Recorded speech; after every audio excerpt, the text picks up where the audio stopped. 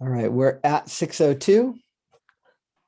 We will let people come in as they join. And again, I'm going to welcome you all and say good evening. My name is Jim Tassi. I am the Assistant Director of the Bicycle Coalition of Maine, and I will be facilitating tonight's Heads Up Pedestrian Safety Forum for the city of Biddeford. We're going to be switching to a presentation immediately here, and then we'll kind of move through the slides on the presentation. Principal speakers will be myself and Patrick Adams from the Maine DOT. And we'll be able to toggle from presentation back to gallery mode because we'll probably do some introductions here. So with no further ado, I'm going to just bring up the slide deck and get started. All right, so if you are seeing a presentation slide, nod your head affirmatively. Very good, thank you, Patrick. Yep.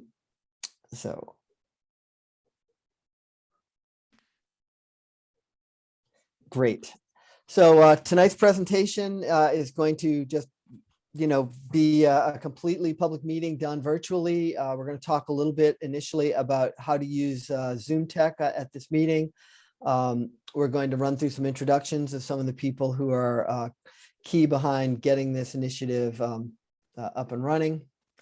Sorry about that.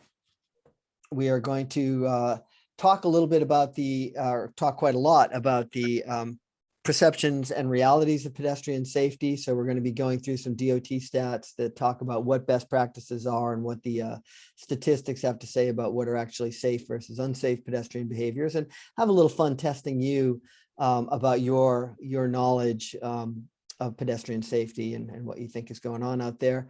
And then we're really going to spend most of our time talking about some of the problem locations and corridors that were identified in the registration process. And thank you very much for providing some great information for us to sift through and talk about and prepare for tonight's talk. We are going to then do a prioritization activity using Zoom poll technology so that we can actually make some decisions about what you guys feel are the most important locations in the city to pay attention to. We'll briefly talk about next steps, and then we hope to have you on your way by, somewhere between 8 and 8:30. So using Zoom at this meeting, if you're not really familiar with using Zoom, the key controls are, if you kind of wave your cursor around, you'll get a bar of controls at the bottom of your screen. The key controls for you tonight are going to be mute and turning your video on, which are in the lower left of the window. Key controls are raise hand, which you find in the participant window, and I'll show you all this in a second on the next slide. All of you are muted upon entry. If you want to speak, you'll need to raise your hand and we will enable you to speak. We encourage you to type any questions or comments into the chat box at any time you want.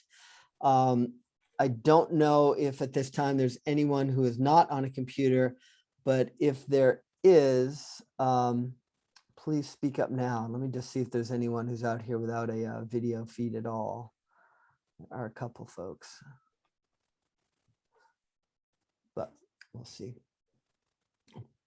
So this again illustrates the navigation for Zoom. The mute button is that thing looks like a microphone. The stop video is the thing that looks a little bit like a camera. If you click on the participants button, you open the participants window, and there's a toggle there where you can raise your hand. If you hit the chat button, it opens the chat window and you can then type your comments in. At this point, I'm going to turn it over to Patrick Adams, who's going to run us through some introductory processes and tell you a little bit more about who's here. And Patrick, it's all you. Thanks a lot, Jim. Good evening, everyone. My name is Patrick Adams. I work for Maine DOT. I am Maine DOT's active transportation planner. And in that role, I work with communities across the state on improving conditions for both bicyclists and pedestrians.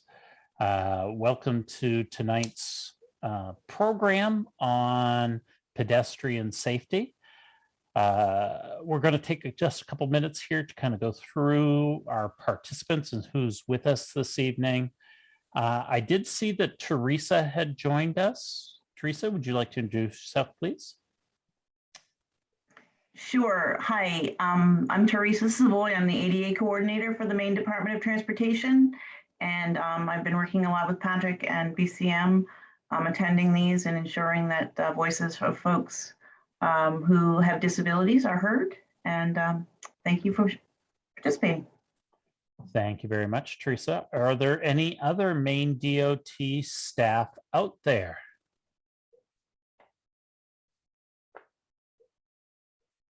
Hearing none, let's move on to the Bicycle Coalition of Maine staff. We've already been introduced to Jim. Eric, how about you go ahead? I'm Eric De Silva. I manage the Bicycle Coalition Education Program. Thank you, Eric. Angela? Hi, my name is Angela King. I'm the advocacy manager for the Bicycle Coalition, working with bike ped groups and complete street groups, active living all over the state. So glad that you're all here tonight. Thank you. Thanks, Angela. Julia? Hi, my name is Julia Von Air. My pronouns are she, her. I am Bicycle Coalition's education and advocacy coordinator, new position, and I will be working with Eric and Angela and Jim on all manner of bike and pedestrian safety and education. And I will also be monitoring the chat box tonight during this meeting. So if you type in the chat box, I'll be sure to flag it down and make sure that your questions get addressed. Awesome. Thank you very much, Julia. Are there any other BCM staff with us tonight that I didn't notice coming in? Not hearing anybody. Town staff. Abigail. Hey everyone. You'd think I'd find the unmute button faster these days. I'm Abigail Smallwood. I'm the Community Development Coordinator in the Planning and Development Department. We do a lot of different things up here, and then I'm also a resident of the town. So here with both my hats on tonight. Thanks for being here. Thank you, Abigail. Are there any other municipal staff who are not police officers or school district staff?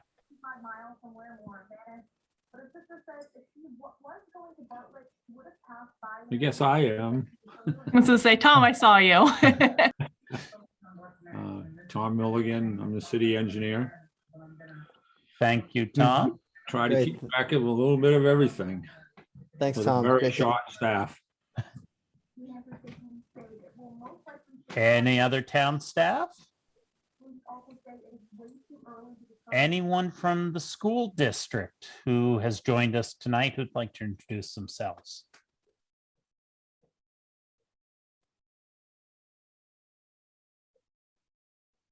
Again, hearing none, we'll move on. Anyone with law enforcement, whether it's municipal, county, state?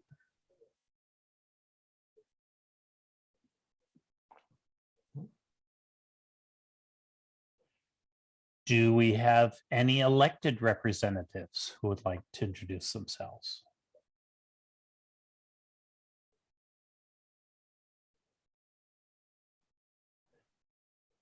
I know there's a pretty active bicycle and pedestrian group of individuals in the Biddeford Saco area. Are there any members who'd like to introduce themselves?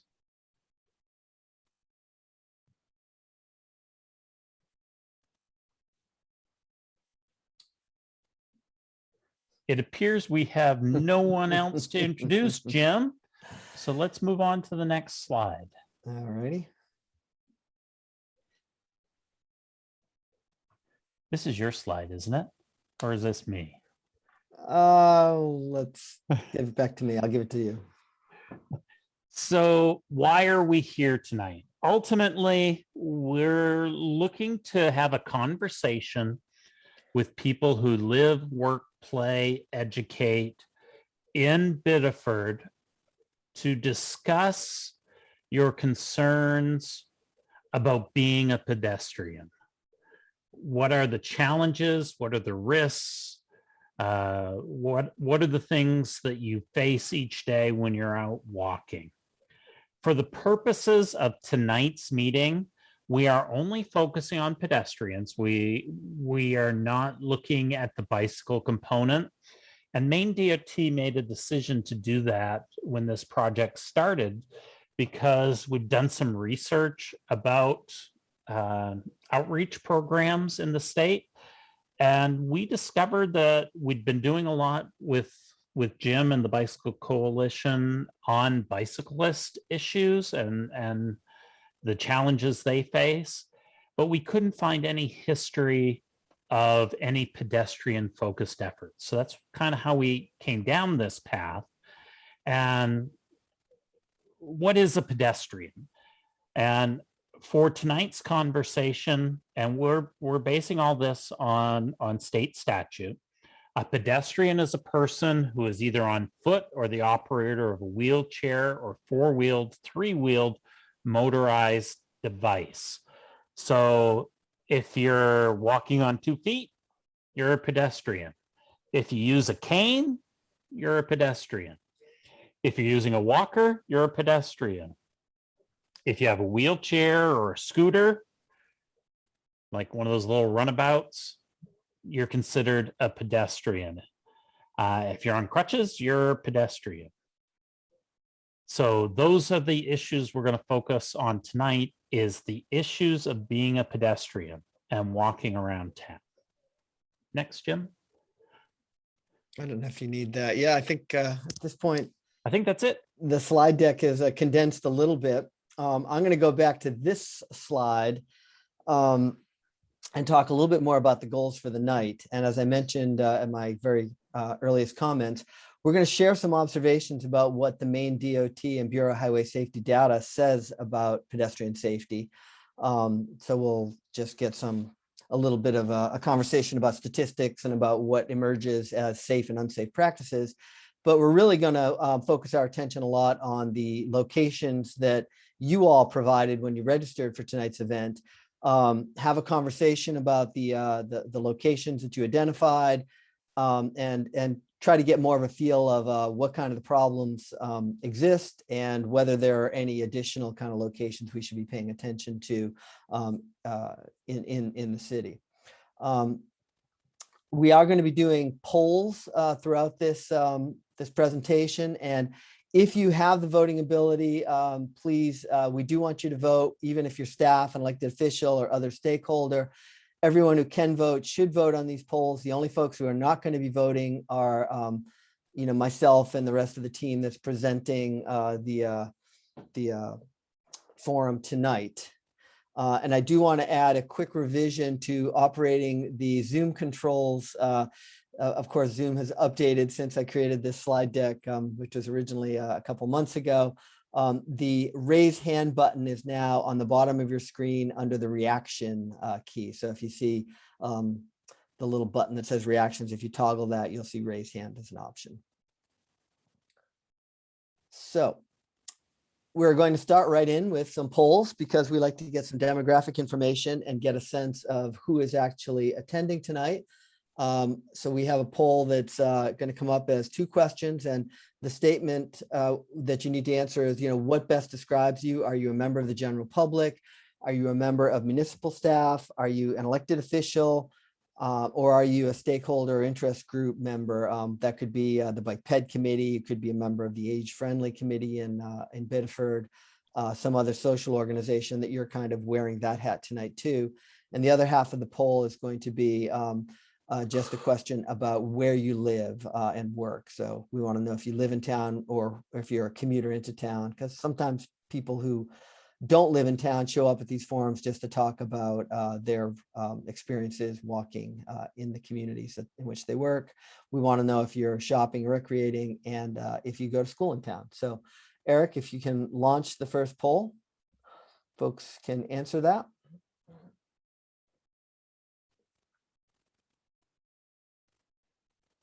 And you may need to scroll down on your screen to see all of question 2. Yes, it looks like you will.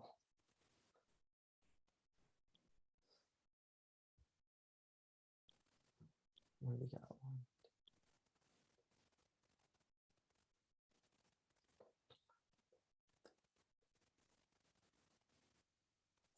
Okay, so a couple more folks. That looks like our entire group. So Eric, I can hit the end poll button, but I'm going to let you do it. There you go. So a majority of folks here tonight are from the general public, with a few municipal staff folks. And we do have some stakeholder interest group people here as well. So that's great. Moving on, the presentation. Some additional demographic information that we're collecting is we want to know what your age range is. So the options are under 14, 15 to 29, 30 to 49, 50 to 69, or if you're over 70. We want to know how you self-identify, what your pronouns are, male, female, or other. And we want to have some sense of how you heard about this meeting, whether it was through the newspaper, Facebook, mailing, email, television, radio, poster, word of mouth, or other. Eric will launch the poll and you will be able to select those options and let us know. It looks like we're starting with the question about how did you hear about the meeting first? So this is so we can refine our outreach techniques. Email takes an early lead. Facebook coming on strong.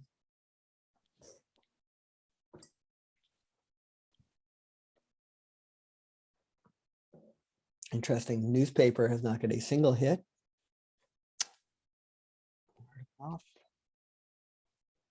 Neither has the mailing that we did, Jim.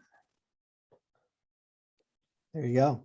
Everyone here is high tech and living in the 21st century. The poster did get some attention, however. So if you finish that section, please scroll down and move to the age range section and fill in the data there. And then continue to scroll down to the bottom. And so we'll give it a minute and 15, and then we'll close this poll.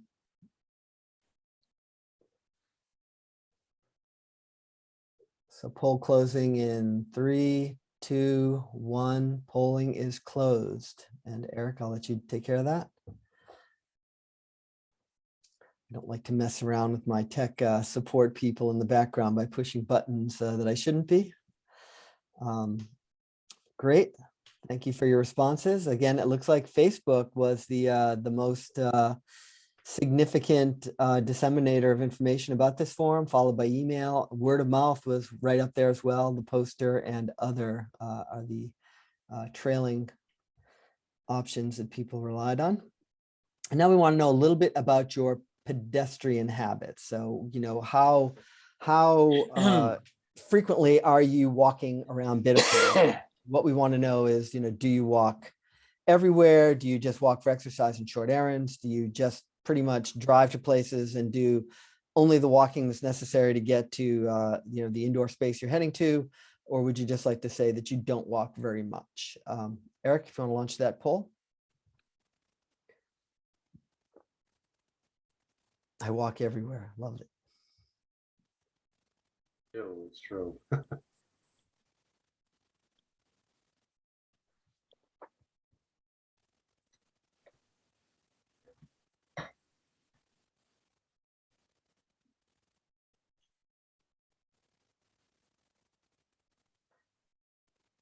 Okay, I take it up believe. to 21. I'm gonna do the math here. 15. That's everybody right there. So you can close that, Eric.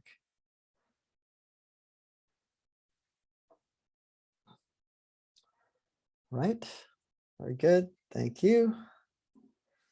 Having collected some demographic information, we're just going to talk a little bit now about facts about pedestrian safety, including some of the facts that drove to the creation of the Heads Up initiative.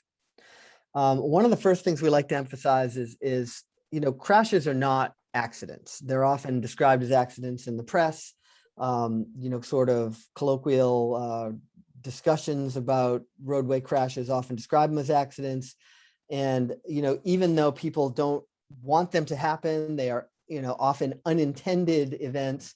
They're usually not completely accidental, and there's usually some kind of causal dimension that you can identify in a crash, whether it's speed, whether it's you know, someone not being attentive, whether it's someone not being seen. There's a lot of things that that factor into crashes that take them out of the realm of being, you know, a kind of act of God, a truly random event, to something that, you know, you can actually look back up the chain of causality and say, well, you know, if we'd have done this different, something could have been different. And we really encourage you all to think about crashes that way, and not just attribute them to accidents that don't have a clear agency involved. You know, if a deer runs in front of you, that's an accident. But most of the time when we deal with, you know, crashes of almost any type, there is a causal element that can be identified. So we do want to phrase that, and you will hear me consistently speak tonight about crashes and not accidents. A reportable crash. So the data set that we're going to be looking to tonight comes from basically state police reports and local police reports that you know, are generated whenever a crash involves some subset of the following items. One is it has to include a moving vehicle hitting someone or something. So it has to involve a moving motor vehicle. It has to cause personal injury or death, or it has to cause at least $1,000 in property damage. We know that many more incidents occur that do not meet this threshold, and so they're not in the database. So, you know, and in some cases there are crashes that happen where, you know, someone gets bumped by a car, they fall down, they get up, they don't think there's a problem. They go on their merry way, and then 24 hours later, they go to the hospital because they're having lingering pain from the event. We're still trying to figure out a way to kind of capture some of that information as well. It's a difficult thing to uncover, but you know, we're from the onset basically admitting that the data set that we're looking at is not absolutely complete, and if anything, what we have here is an underreported set of pedestrian crashes that we'll be talking about. This is the slide that shows, you know, the trend line for Ped crashes from 2003 to 2020. 2020 was, you know, a down year. 2021 is looking like an up year. So when we redraw this graph for the with the new data, we'll be seeing the 2021 line probably a little bit closer to like 2016 or 2017 at the rate we're going. And with respect to fatalities, this circled group, you know, this is the real uptick starting back in 2016, 2015 that really got DOT's attention and Patrick's attention in particular. I think 2017 was when he was like, wow, we've had 3 years in a row of record high fatalities for pedestrians. And this initiative was launched. 2018, we saw a marked stop or a marked drop in pedestrian fatalities, and we attribute that partly to, you know, some of the attention that this initiative got when it was first launched. 2019, we saw numbers crawling up again. 2020, we had sort of a, you know, another good down year, and unfortunately, 2021 is we're up to, you know, a total of 12 pedestrian fatalities that have been reported. Some of these are not strictly in the roadway right of way. Some of them are situations where people veer out of the right of way and have hit people on the edge of the road.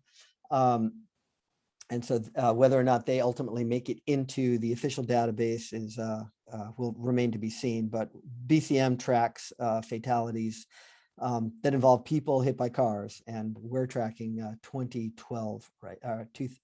12 right now. Just some interesting facts about pedestrian crashes. Friday is the most common day of the week for which people are hit by cars. And one wonders if it's got something to do with the end of the work week, people zooming home, ready to start their weekends, being a little bit less attentive.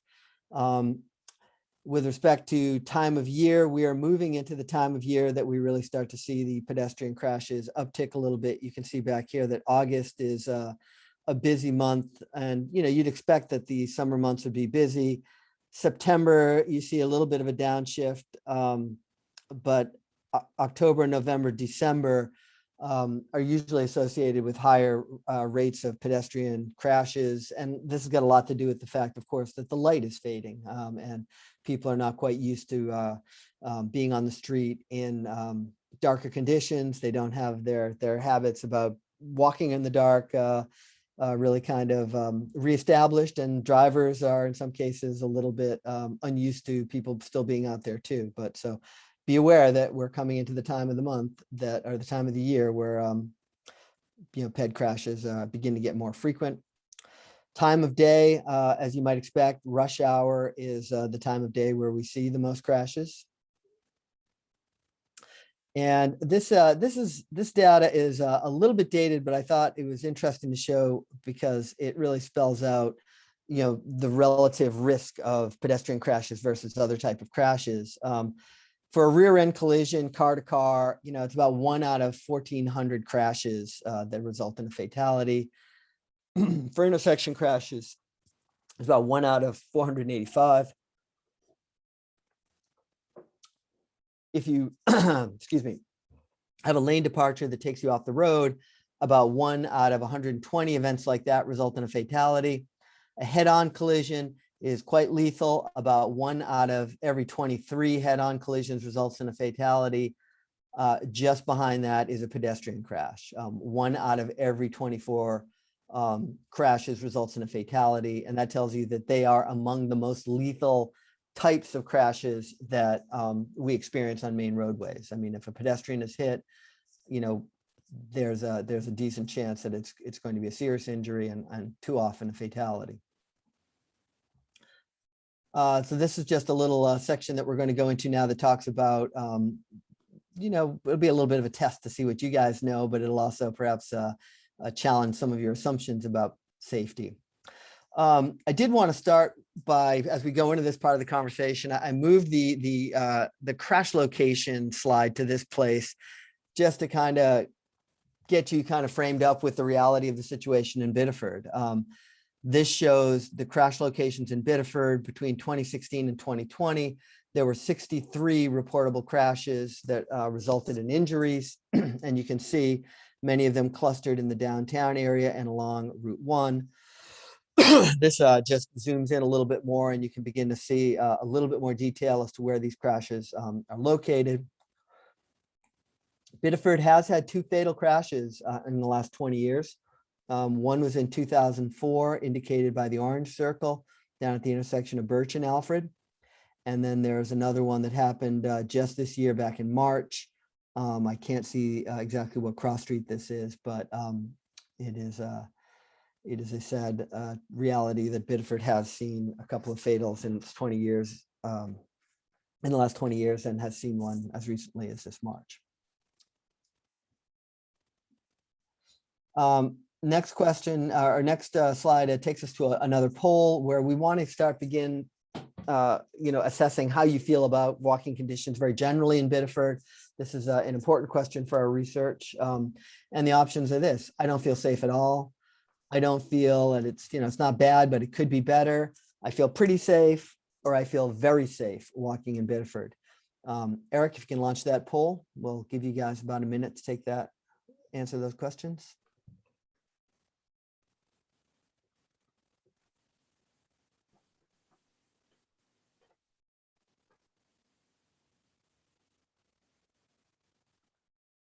Okay, a couple more.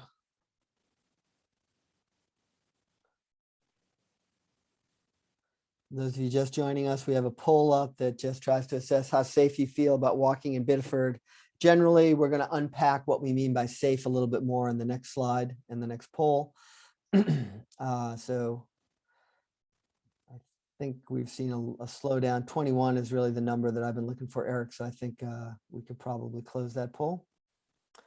And this is a fairly typical response that we've been seeing as we do these around Maine. People feel it's not bad, but it could be better. And I think that's a pretty safe assumption for almost every community, that generally people would say, well, it could always be a little bit better. And hopefully tonight will get us to a place where we can make things better. Now, when we talk about road safety, there's a bunch of different ways you can kind of slice that up. And so when we talk about, how safe do you feel in Biddeford, if you have concerns, are your concerns with, neighborhood security, crime, stranger danger, Or do you have more problems with roadway behavior on the part of drivers? Do you have problems with the sidewalk or the crosswalk network? You know, some things about infrastructure, which could include as well problems with road maintenance or conditions. Or do you not really have major concerns about road safety in Biddeford? This is another poll that will pop up, and you can take a little time and answer that. We'll get some information for our report.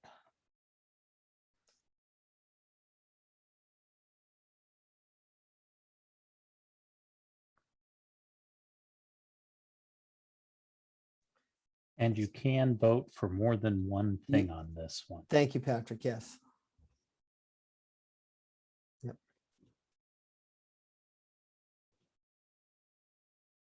Give it a few more. 21 out of 23. Anyone else? Going once, going twice. You can end the poll, Eric. And 90% of you identified problems with roadway behavior on the part of drivers. 67% of you identified infrastructure issues. I mean, you can actually take that number higher. 43% identified trouble with road maintenance. And 14% of you actually identified problems with neighborhood security. So that's information that we'll share with law enforcement when we get to our next round of forums down in Biddeford, because we do bring law enforcement in for some of the follow-up conversations. And a key question that we like to ask is, who or what do you think is most responsible for the safety of pedestrians on roadway? Is it the pedestrians themselves? Is it the drivers? Is it roadway design? Is it, Patrick's department? Is it all of the above? Is it none of the above? What do you think is the most important factor in roadway safety for pedestrians? And Eric, if you'd launch that poll, we can get some answers on that, please.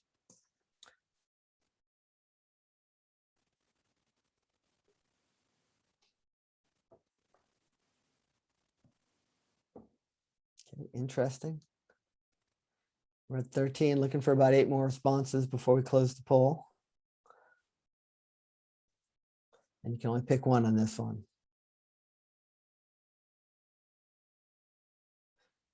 Couple more.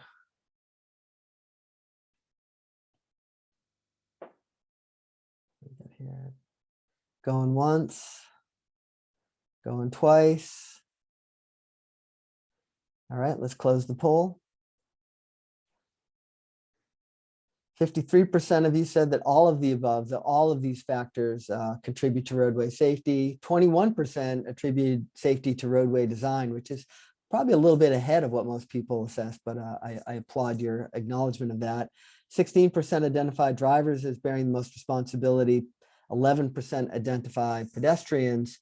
And the reality is, you're all right. The data doesn't provide a perfectly clear answer with respect to what one group appears most responsible. And it's that reality that came up, that drove the creation of the tagline that goes with the Heads Up initiative, which is that safety is a two-way street.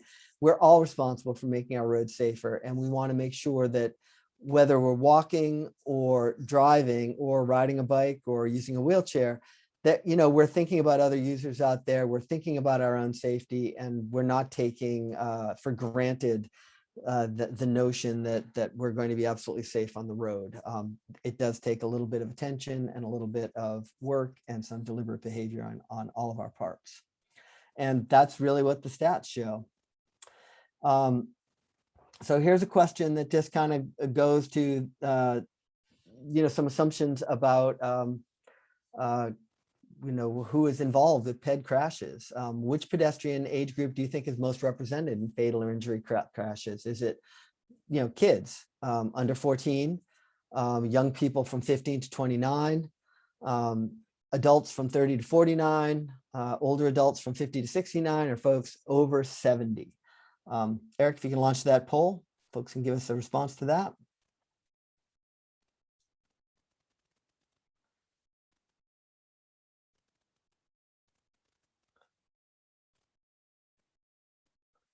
It's very interesting to watch the data come in real time. Okay, a couple more.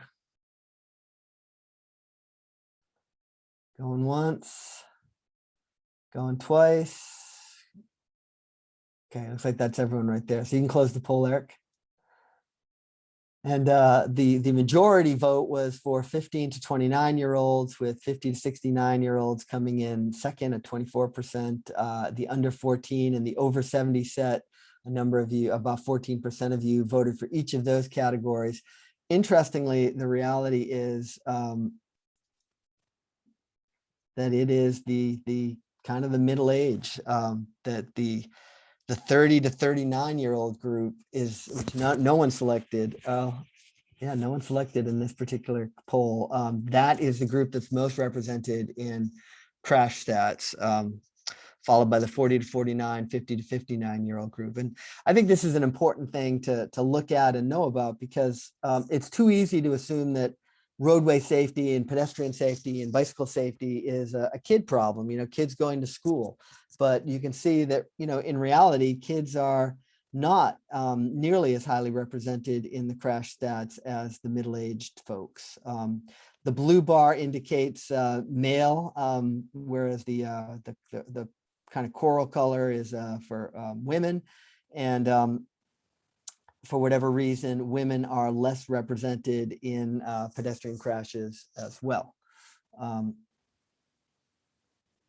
So that a little bit of a counterintuitive observation that comes out from the stats. Which pedestrian behavior do you think contributes the most to pedestrian crashes? And your options are walking in the road with traffic, walking in the road against traffic, standing in the road, crossing the road without a marked crosswalk, or crossing with a marked crosswalk. And Eric will launch that poll. And again, we're just trying to get a sense of, where do you think the safest place to basically be on the road is? Or I guess the least safe place to be on the road.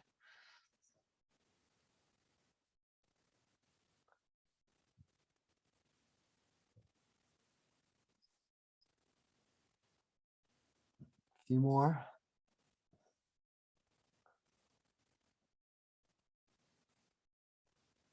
Okay, a couple more responses. I know there are at least 2 more people out there who can vote. Going once, going twice. All right, we're ending the poll. Someone got a squeaked in a vote at the end there. Walking in the road with traffic, that would be with your back to traffic. 30% of you selected walking in the road where there's not a mark, crossing the road where there's not a marked crosswalk was the dominant response, with 60% of you selecting that. And that is, in fact, the most dangerous location, according to the stats in Maine.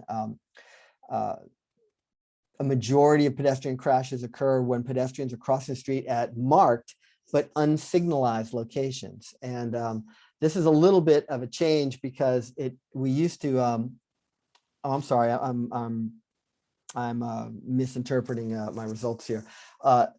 The crossing at a marked unsignalized location, which is a response that only 10 of you identified, is in the latest batch of stats the most dangerous spot for pedestrians. And it is a troubling change, because it is a marked crosswalk, but without having a signal head, so lights that actually stop traffic.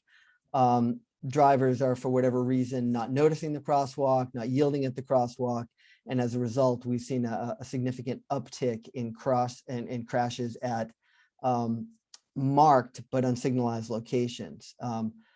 302 occur in such locations, but following very closely are unmarked, unsignalized locations, which account for 295 crashes. So it's a troubling reality that sometimes people are still getting hit in marked crosswalks. The real takeaway that I get from this is that your safest place to cross the road is going to be at a marked and signalized location. And that's probably because drivers, who approach such a location where there are lights and there's a lot going on, that's an expected place for, crossings to be. They're usually at higher attention there. And if you have the choice, making a crossing at a signalized location is safer than crossing anywhere else. Oops, sorry about that. I want to go back one. the takeaway for pedestrians is don't think that the crosswalk marking will automatically protect you. Don't think that drivers will automatically see you and will yield. And remember that your responsibility is to yield to traffic at locations other than marked crosswalks. So at any marked crosswalk, you show intent to cross and the driver should yield. But at an unsignalized location, be aware that the driver may not see you, may not, for whatever reason, acknowledge that there's a crossing there, and be very, very careful if you're crossing, even at a marked crosswalk that is not signalized. At any place that is not marked, it is your responsibility to wait for a gap in traffic and then move across the street when it is safe to do so. Drivers will generally yield to you if you're in the road, as they're supposed to, if you're there in the street before they arrive, but you should not automatically expect a driver to yield to you at an unmarked crossing location. The statute does not provide for it, and you're always going to be most protected legally if you abide by the rules put down in Maine law. For drivers, I think the takeaway is slow down, pay attention. Pedestrians can be anywhere. It's easy to overlook a marked crosswalk. Pay attention to those yellow signs on the side of the road that indicate pedestrian crossings, and wherever you see them, really kind of slow down. One of the most important things you can do to improve pedestrian safety and indeed general roadway safety is slow down. Begin to embrace the speed limit again a little bit. I like to tell folks that if you drive 3 miles under the speed limit, you are doing a lot to improve safety in your neighborhood. Save the speeding for highways where people are not going to be walking and bicycling, and even there, you should not technically be breaking the law by speeding. So based on this conversation, where is the safest place to cross? At a crosswalk with the signal, at a crosswalk without any signal, wherever you can. Eric launched that poll. Based on what we just talked about, this should be an easy poll for y'all. That's right. At a crosswalk with the signal. Good. All right. You can close that one, Eric.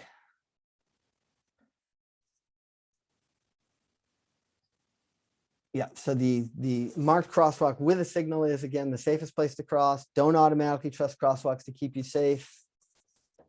Marked crosswalks without signals do not appear to be significantly safer than locations with no crosswalk at all. Again, if you're walking, don't take for granted that drivers see you.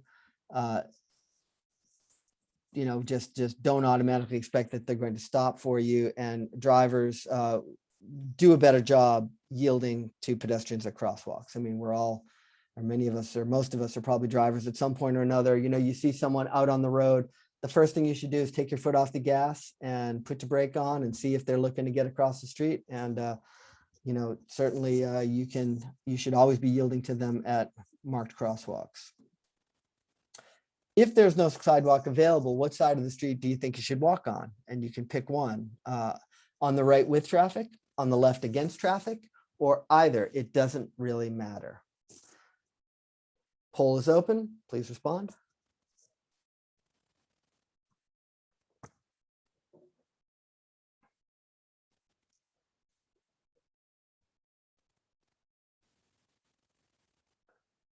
Okay.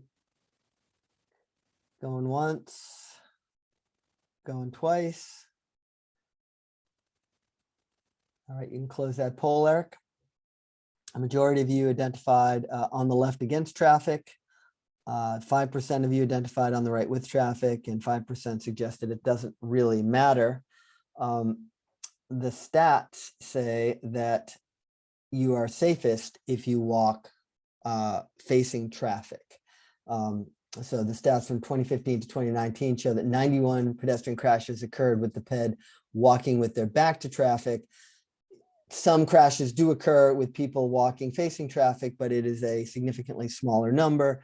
And it should also be pointed out that Maine state law requires that you walk facing traffic if you're walking in the absence of a sidewalk. What driver behavior do you think contributes most to pedestrian crashes? And you can pick one up. Your options are improper backing up, driving too fast for conditions, failing to yield, reckless, negligent, or aggressive driving, disregarding roadway markings like crosswalks. Eric was going to launch that poll. And again, this is just a little bit of a test of, what you think you know about what's going on the road, and we'll compare it with what the stats actually tell us.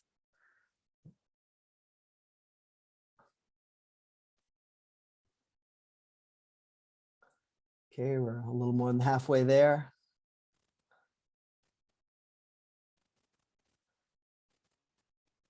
Couple more, waiting on a couple more votes. All right. Okay, Eric, you can close that poll. And 38% of you identified reckless, negligent, or aggressive driving. Driving too fast and failure to yield coming in second with 29% each. Disregarding roadway markings. The stats tell us that the failure to yield is the most common cause of pedestrian crashes by a large margin, with aggressive driving a distant second. 336 incidents have failure or attributed to failure to yield, 65 to aggressive driving. It's hard to say whether failure to yield can be packed into some version of aggressive driving, but the police coding of the incident marks failure to yield as the biggest problem with drivers and pedestrians. So again, pedestrians, don't take your safety for granted anywhere on a road. Don't expect the yield until you make eye contact, you get a wave, you're sure that they're stopping. Give them a wave back and make sure that that driver is fully yielding to you before you move into the roadway. And again, drivers, we encourage you to slow down, pay attention, and yield to pedestrians no matter where they are. And by that, I mean, like, if a pedestrian is in the process of walking across the street and they're in the roadway, ahead of you, they found the gap in traffic and they're moving, it is your responsibility to yield to them.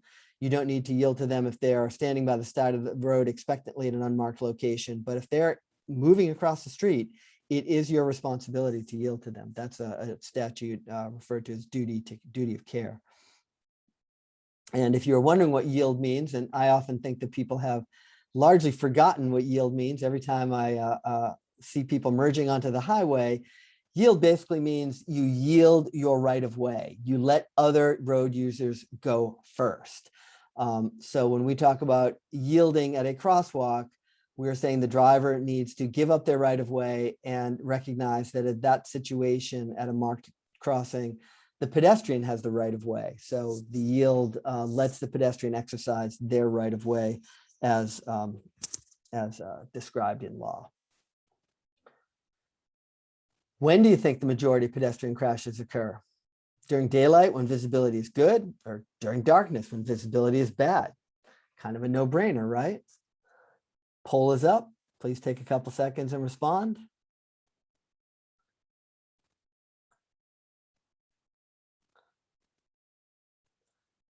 Okay, looking for about 5 more. This group is pretty mixed, Jim. Yeah, no, it's fascinating to watch the results come in real time too.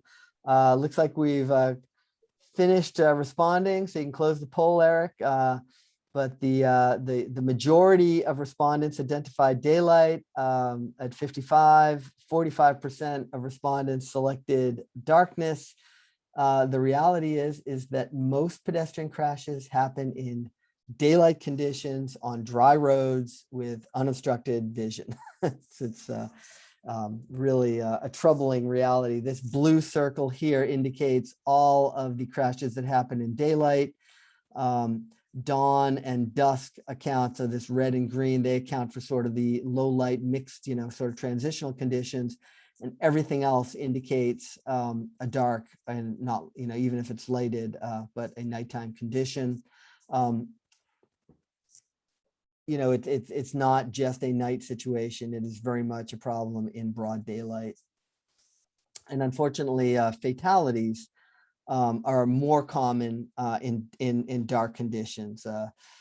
We don't have a Dwayne Burnell to kind of give us the number, but the wisdom that one of the former statisticians at DOT would say is about 2/3 of the fatalities that occur for pedestrians do occur in low light or dark conditions. So although more crashes happen in daylight, the crashes that happen after dark tend to be more lethal in many cases because the driver never gets a chance to actually apply the brakes.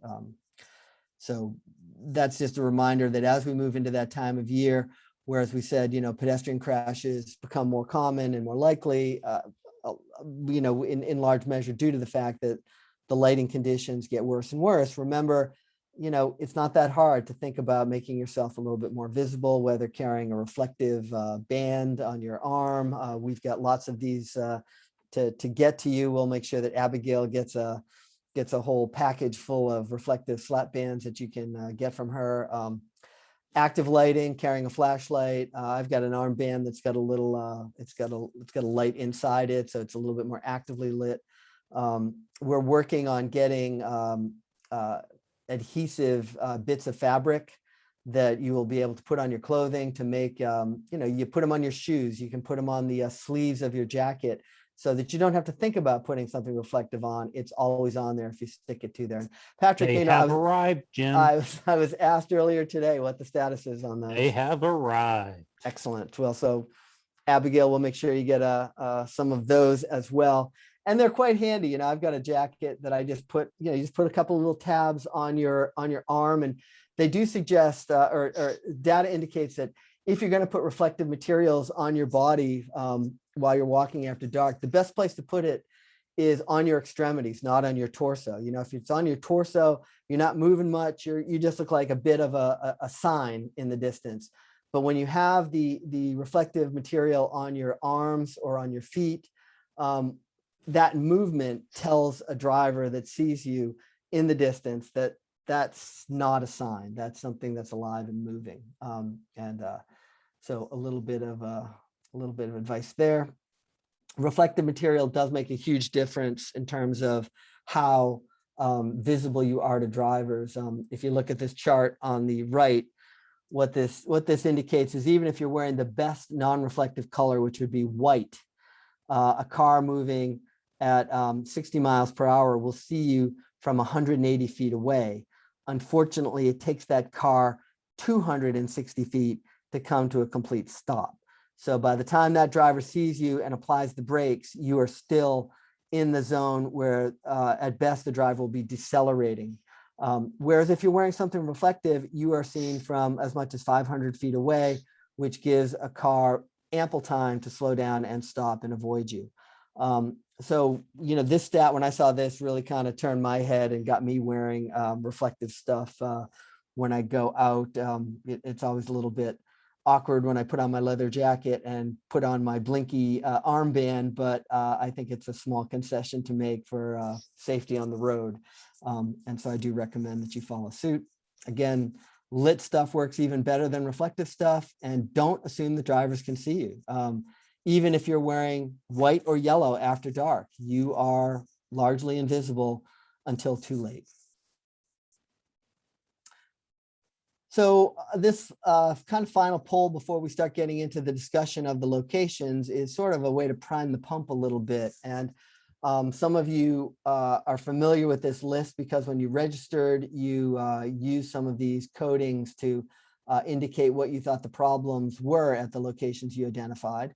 We're curious if you were to make sort of a general statement about pedestrian safety issues in Biddeford, what would you identify? Would you say, and you can pick all that apply on this poll, there aren't enough sidewalks, there aren't enough crosswalks, the crosswalks are too long, the crosswalks are not sufficiently visible, the roads and crosswalks are too dark, they're not well enough lit, signals are not present or they don't work well, and we know now that signals are extremely important for pedestrian safety.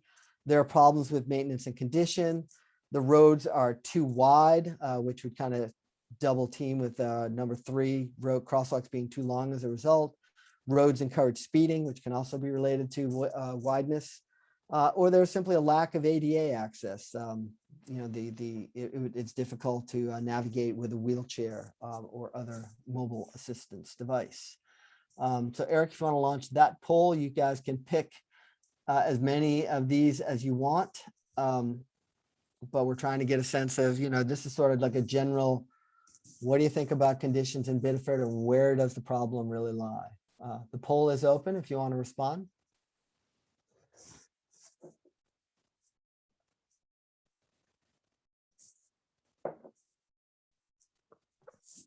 It's a lot to read and then respond to. We'll give you a little time on this one.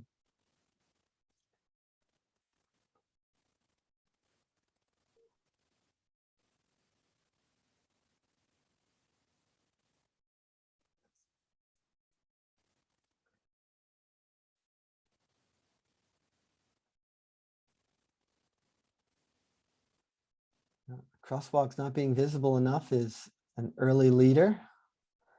Lack of signals.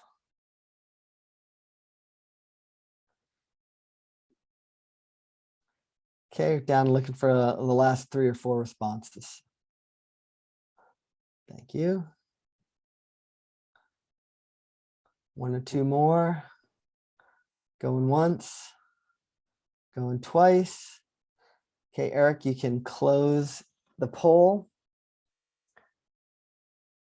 Let's look at, it pretty much every category got a few votes. Not enough crosswalks kind of came up. 60% of you identifying that as a problem in Biddeford. Crosswalks not being visible enough, 85% of you identified that. And that's good to know, because as we do our recommendations report, we do have some specific recommendations about improving the conspicuity of crosswalks. Crosswalks and roads not being well enough lit at night is 60% of respondents. Signals not being present or not working well, 75% of people. That was the second most common response. Problems with maintenance and condition, roads being too wide, roads encouraging speeding. The roads encouraging speeding was actually 70% of you also included that in your vote. Lack of ADA access, we had 10% of you acknowledging that as an issue. So that's great. That's just important information for the town to get, so they get a sense of, it's called general impressions of things. Now what we're going to do is move to a conversation about the locations that you guys called our attention to when you registered for the event. And the way this is going to work is, we're going to try to have a conversation here using Zoom tech. This is where that raise hand feature is going to be important, because if you want to make a verbal comment, we're going to ask you to raise your hand. And again, that's on the bottom of your Zoom window. You can also type a comment or a question into the chat box, and that's helpful. That lets us, again, get an immediate record, and we have something we can respond to.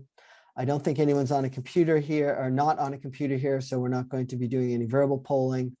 I guess we have Abigail and Tom Milligan, I'm sorry, is still present. So Tom, if you want to actually comment on any of these comments that we hear from the public, you're invited to do so when we get to that time. In the course of our conversation, if there are other locations that you feel, you need to bring up that, you didn't bring up when you registered, that's fine. This is the time to do it. Type it into the chat box, and other people can chime in at that time and say, yeah, that is an important location. And that gives us a very immediate way to kind of track what reactions are. And then we're going to do another series of Zoom polls, and we're going to try to prioritize the locations that come up. And so, Jim, before you go too far, Jeff Kaplan has a question or a comment. Okay, Jeff, go ahead. Thank you. I was just raising my hand in preparation for making a comment for what I think needs work. Okay, well, let me give a little bit of a kind of an overview of what came in, and then you will go first, Jeff. We like the excitement and the desire to share information, though. Yes, we do. So this is the corridor slide. I'm actually going to toggle now to an active map that enables me to kind of bring stuff up a bit at a time. So in and please nod your heads affirmatively if you can see the map. That's good. That's good. The technology is still working for us. That's a beautiful thing. As you folks registered, we identified 4 different corridors, and then there were 3 intersections that really came up as a special problem area. So the first corridor was Pool Street, the top end of Route 9. The next corridor that was seen as problematic was Alfred Street, all the way from downtown, all the way out to the Biddeford connector and beyond. So that is the longest corridor that was identified as problematic. Whoops, I zoomed a little bit in aggressively there. The other way. The next location was Elm Street, Route 1. And again, these are just the locations that came up the most frequently as folks were registering for tonight's event. And so they identified these problem areas. The next corridor, and again, these are not prioritized. These are just the ones that came up. Main Street from downtown all the way to Rotary Park was identified as a difficult corridor. And as we discuss some of these corridors, we expect that we'll be zooming into particular locations that you guys want to really identify in more detail. The intersections that came up were the following ones. One is the intersection of Maine, Adams, and Lincoln Street. Let me just center that for you. So that would be this location right here. Another location that came up was the intersection of Main Street and Alfred. And the last intersection that came up was the intersection of Main Hill and Water Street. And I can tell you, each of these, we've set this up so that by clicking on it, I can tell you, so this indicates that, we need crosswalks on both sides. There's no crosswalks where the sidewalk ends. There are, let's see, not enough crosswalks. There are crosswalks are too long. Crosswalks are not visible enough. Roads are not well enough lit. Signals are not present. There's problems with maintenance. There's, and then some of this verbiage afterward captures what folks said as they registered. Looking at the Elm Street corridor, again, not enough crosswalks. Crosswalks, not well lit at night. Signals not present. Maintenance issues. Very poor lighting. At Alfred Street, we've got, again, not enough crosswalks, not enough sidewalks. Crosswalks are too long. Roads and crosswalks are not well lit at night, and there's a lack of ADA access. Drivers aren't yielding. The Eastern Trail crossing is perceived as not safe. And on Pool Street, we have, again, same stuff, not enough crosswalks, not good enough lighting. Crosswalks are too long, problems with maintenance and condition, roads too wide, lack of ADA access. There's a sense that, there needs a shoulder. Apparently there used to be a bike lane here at some point, and although we're not talking about bike stuff, there is some evidence that suggests when bike lanes are on a road, that tends to narrow the travel lane. It creates a little bit more friction for drivers and slows them down. I'm going to actually toggle back to this because a couple of things I wanted to show you guys. One is that as I was preparing for this, I just want to show you how the corridors you selected match up with what the data says. So here you can see this is Route 1, this is the downtown area, and this shows that Route 1 is really got a lot of pedestrian crashes on it. Alfred Street has a lot of pedestrian crashes on it. So we don't always find that the locations that the public is selecting as problematic are, backed up by data. And that doesn't really matter because we're very interested in just getting what the perceptions of the community are. But in this case, the locations you guys picked were really ones that are supported by what the data indicates. So, well done. And I think that the congruence of public perception and data is important. just a couple of zooms here of, oops, am I going the wrong way? Of course I am. So this is the location, one of the intersections. This is the intersection of Main Street, Water Street, and Hill Street. It is, you know, it is a large and complex intersection. So I think it is a challenging spot, no doubt, to be a pedestrian. I see one crossing here. And I don't know if we're just not seeing stuff because it's faded away, but it does not look like there's a lot of ways to get across Main Street here. Oops, sorry about that. This is the intersection of Maine and Alfred. Again, one of the locations that was identified as particularly problematic. And here is the intersection of Maine, Lincoln, and Adam, which again, you know, I guess we do have 4 crosswalks here, but we've got large roads converging in a big intersection. And so just to kind of sum up, the corridors that we're going to be talking about tonight are Main Street, Elm Street / Route 1, Alfred Street, and Pool Street. The intersections that came up out of the registration process as problematic were Main, Adams, Lincoln, Main and Alfred, Main, Water, and Hill. And before we really just start drilling into this, I want to know, I mean, is this a good list? Are there any locations that should be here that, you know, you feel aren't? And Jeff, I saw you give a nod of your head, so I'm going to make sure you're unmuted and let you kick off the conversation. So you can unmute yourself. Go ahead.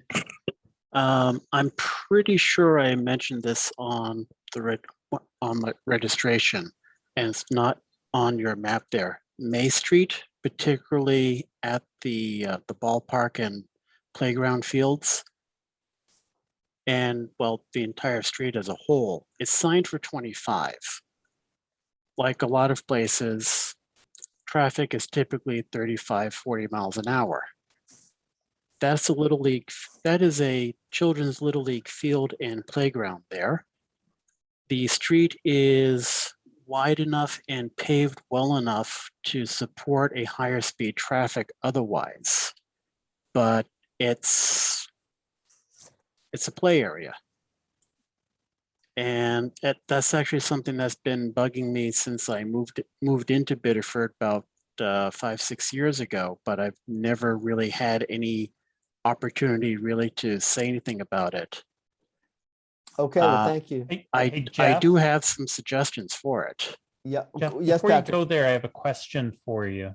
Yeah. Yes. In your chat comments, you mentioned that the Maine, Lincoln, and Adams map is outdated. Could you Yes. elaborate on that? What do you mean by that? About Just help us out. about a year ago or so, Biddeford redid a lot of Main Street, putting in what they're calling traffic calming measures.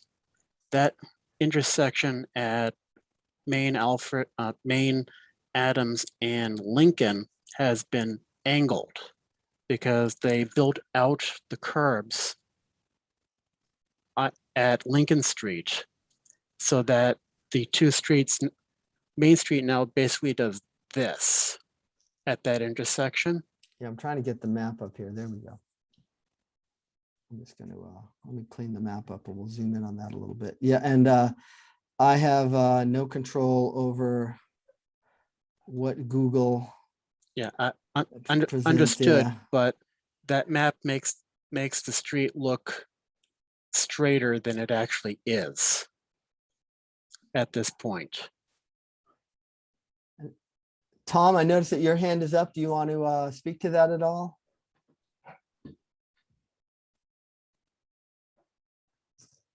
Yeah, that was one of my comments.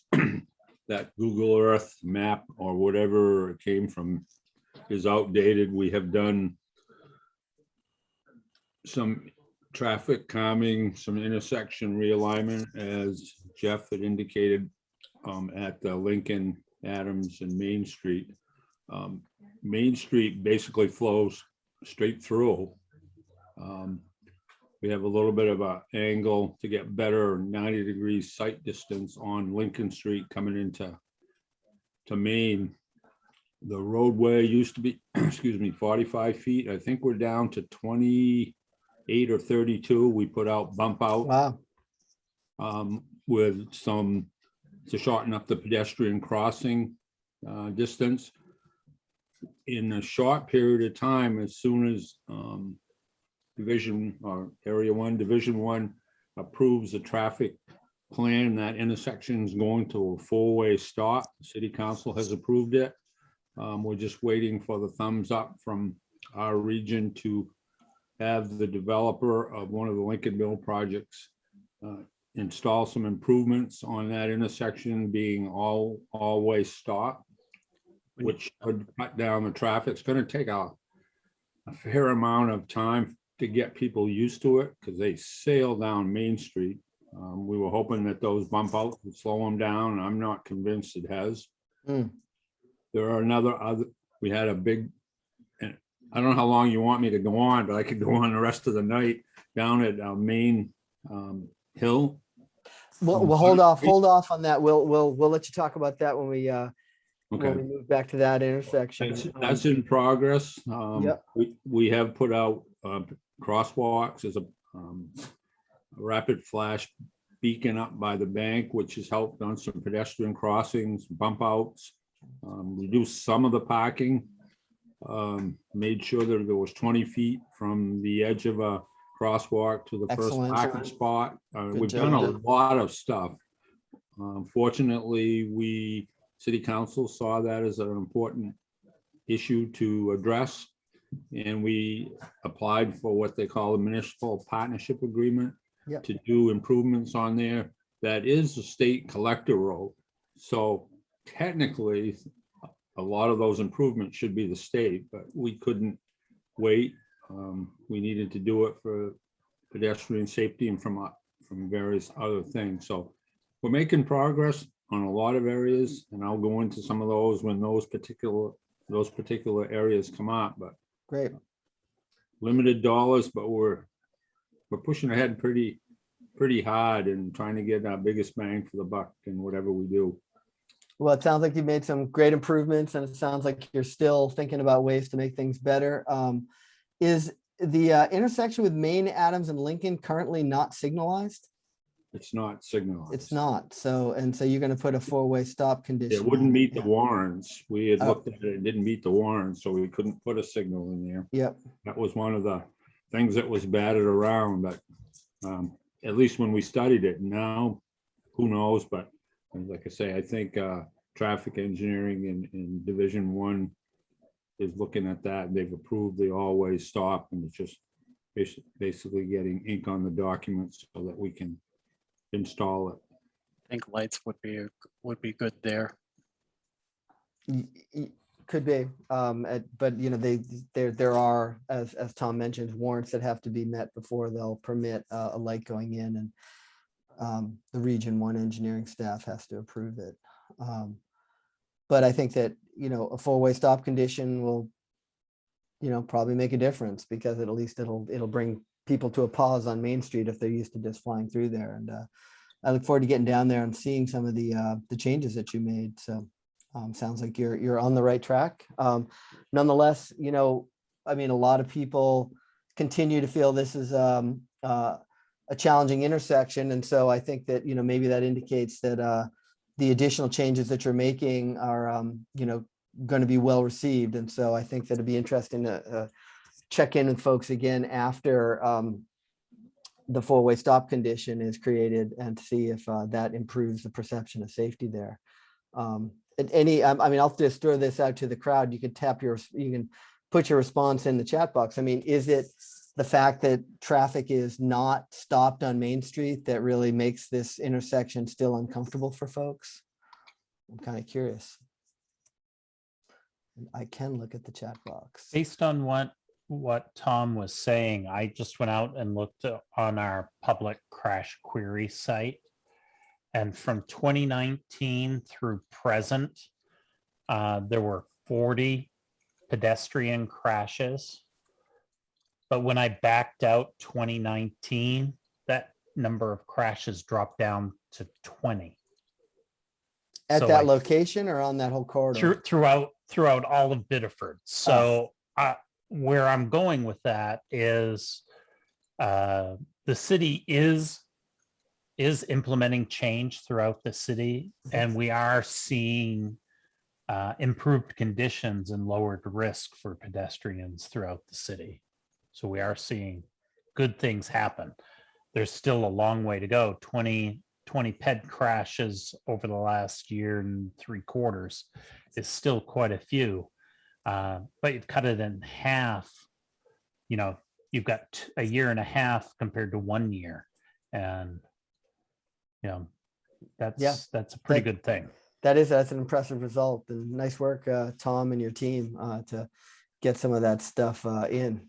And we are getting, other comments, the speed on Main Street, the sight line on Lincoln, cars coming off Lincoln need to pull into the crosswalk just to see incoming traffic, right? So that's a common problem. They wind up obstructing the crosswalk. Interesting. Okay. Other comments about, go ahead, who's speaking? Me. Jeff, go ahead. I was initially talking about May Street. Right, May Street, right. And I was going to actually zoom in on May Street. Let me just look for that. I don't know exactly where May Street is, but the Google does. Oh, is this right near where the original location of the community bike center used to be? Yeah, this is I don't have an answer to that. near the middle school. It's opposite from that, Okay. unless CBC used to be somewhere else than Granite Street. Actually, right where you are here is where I particularly wanted to mention. Used to be right there. Yeah, go ahead. Yeah, those ball fields, that's Little League, and there's a park in there, play park as well. That entire stretch, a lot of times, and yeah, me too, will be driving down there like 35, 40 miles an hour at times, and it's signed for 25. There are crosswalks at Dartmouth, Yale, and Harvard, but not at Round Hill. And so and what I think could be used to slow down the traffic, which is really needed on all of May Street, but particularly here, is put wherever there's a crosswalk and add one at Round Hill, put in a speed table. Basically, make the crosswalk itself a raised structure. Yep, that's the kind of thing that we do include routinely in the recommendations report. So that's kind of almost a routine recommendation for the community to consider. And as you can see in the satellite view, and that this one actually is still accurate, there's no crosswalk on the side where the fields are. Is there a sidewalk on the field sidewalk. by the ball? No. But no, there's not. Okay. I think there is one on the other side of the small building, which is actually a ticket sales building, which is keeps scrolling up or Yeah, that way. This Yep, thing. there it is. Yeah, this Oh, is. no, there isn't. I'm pretty sure that's where the community bike center was originally. It was a tiny little space. Oh my God, it was so small. Or maybe Yeah, it was there's this actually space. no sidewalk there at all. No. Well, so yeah. In the comments section, Jim, somebody mentioned that CBC was originally on Hill Street. Charles Melton mentioned Okay, that. then I'm just misremembering where the spot is. Well, great. Well, thank you for your comments, Jeff. Eric, if you can make a note that we should probably have, we should include May Street on, as one of the polling locations to see if people agree with Jeff that this is one of the higher priority locations. We can do that when we get to that part of the program, which will be in about 10 or 15 minutes. I've made a note, and Jeff was accompanied by some other comments about May Street as well. So I also just looked at Street View on Google Earth, And none of those crosswalks have any signage, Jim. Mhm. Okay, They're That's good painted to know. up nicely, but there's no signage. right. Well, and it looks like, From, you know, they're just landing on the edge of the road. You know, so they're not completely to spec. Nope. I guess Um, if I could jump in, Go ahead, sure, Tom, and then we're going to hear from Mary Balmer. So yeah, then we're gonna hear from Mary. a bit of good news. Staff has been directed to take a look at that whole Main Street corridor. That used to be part of an urban federal collector road. It's been since redesignated. But staff has been directed to take a look at what we can do to slow down traffic. And we haven't come up with any definitive ideas. We've looked at various things, including bump outs, signage. We're still a work in progress, but we, like I say, we have been directed to focus on May Street because of the speed, as was referenced, the lot of usage, especially during the baseball season with all the Little League fields. There's a lot of residential neighborhoods to the east of it that cross over and use the athletic fields and the playgrounds. So the other end of that is a bit of additional information. That was determined as a high crash location where it intersects Alfred Street. VHB through PAX has done a intersection proposal. They haven't finalized it yet, but they will. It's on the other end down. on the other end, gotcha. To determine how we can make that intersection safer as far as, because it was determined as a high crash location. So we're going to be reviewing that as part of the overall plan also. Okay, well, that's great information. I mean, that does certainly, you know, bolster Jeff's observations that this is a corridor that we need to pay a little more attention to as well. Yeah, I see your 25-mile-per-hour painted on the street even. Okay. Great, thanks for the comments. Mary, do you want to share a comment on one of these locations or corridors? Hi, I am a taxpayer. I live in Biddeford, and what I have found, first of all, I want to say in Fort Shamrocks, I was really happy this year that I guess I call them speed bumps were put in, and it really slowed traffic down there. I bike there a lot. But I find that in downtown Main Street, people are going too fast, and I really think speed bumps should be put in. Like in Brunswick, I lived in Brunswick for a while, and after they put the speed bumps in, a lot of traffic really slowed down. So Do I don't- you I do you can- have yeah, do you have a particular location or corridor, or are you saying I've Biddeford almost gotten, yeah, I've almost almost got, everywhere should be using raised crosswalks to calm traffic? Is this a blanket observation, or is there a particular location you're really thinking that treatment is needed? kind of near city, the town, like the clerk's office. I almost got hit there today trying to cross if people had slowed down beforehand, and at the library element, somewhere in that area, if you could have a raise, because before people, if they're coming from the Saco end and going across the bridge and headed to downtown, I think before they get to the library, we need to slow them down, because at that crosswalk, I've almost gotten hit in both directions. And I am just saying that my son was killed by a car. He was a pedestrian. So I'm very sensitive to this, and I'm really glad that I could be a part of this, but I don't really have a whole lot of comments other than, you know, in walking in downtown, I really would like more speed bumps. Okay. Okay. Well, I'm very sorry to hear about your loss, and thank you for your comments. And I will just, chime in supportively with you to just note that raised speed tables are documented as one of the most effective traffic calming measures out there.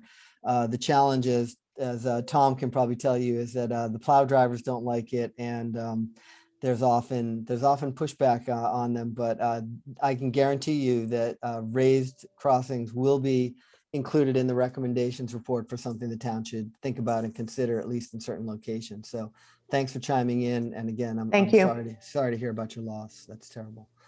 And Not only don't the plow drivers like them, fire trucks and ambulances don't like them because they have to slow down to respond to an event. There's certainly places for them. I know we use them at the beach, but we pull them up in the winter. It's just plowing is a bear. They're awful difficult to plow over. If you dig them up and leave a pile of asphalt down the way, then that's not doing anyone any good. So certainly we're open to looking at various alternatives.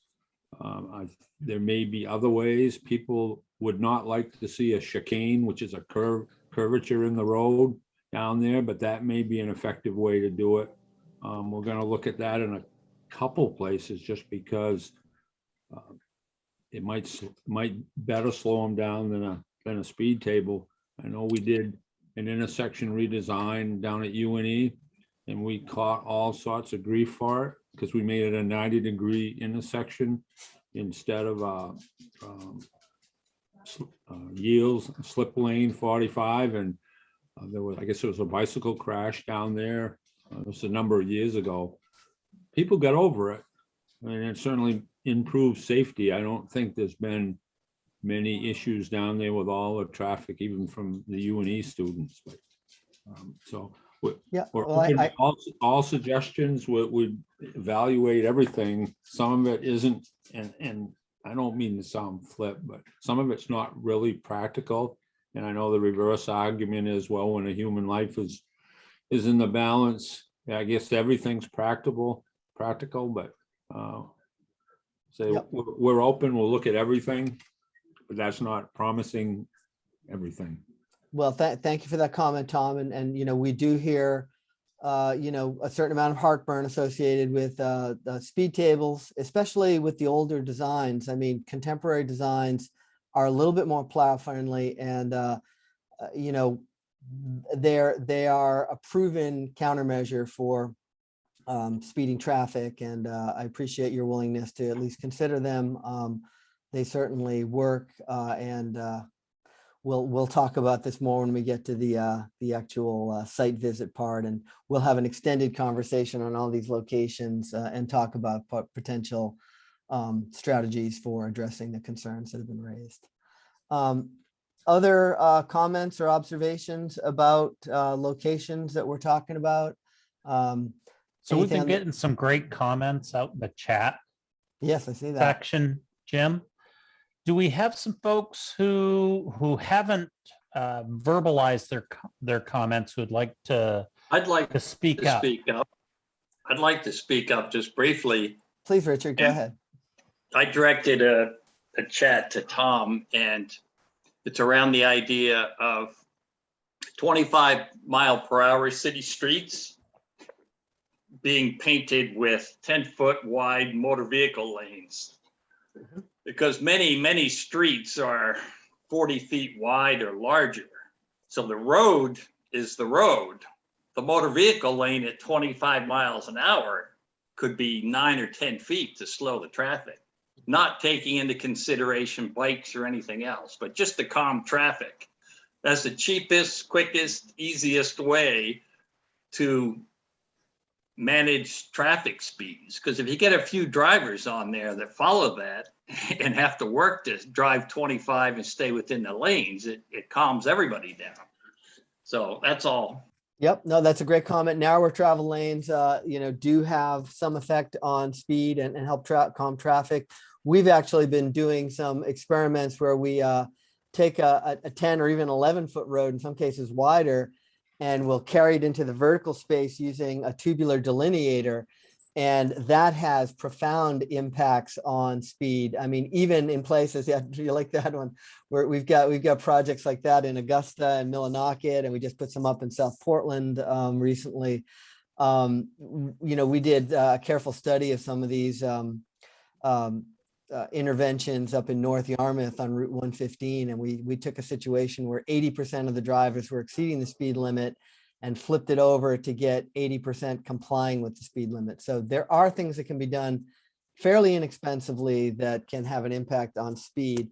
One note on speed limits, because it's inevitable that it's going to come up. The DOT controls the setting of all speed limits in the state. And so just asking for a reduction in the speed limit is not always possible and not always a great strategy to pursue, because if the DOT reconsiders a speed limit, what they do is they study the speeds and they put a lot of weight on the 85th percentile speed, which is the speed at which about 85% of the drivers are most typically going to drive at in a free flow condition.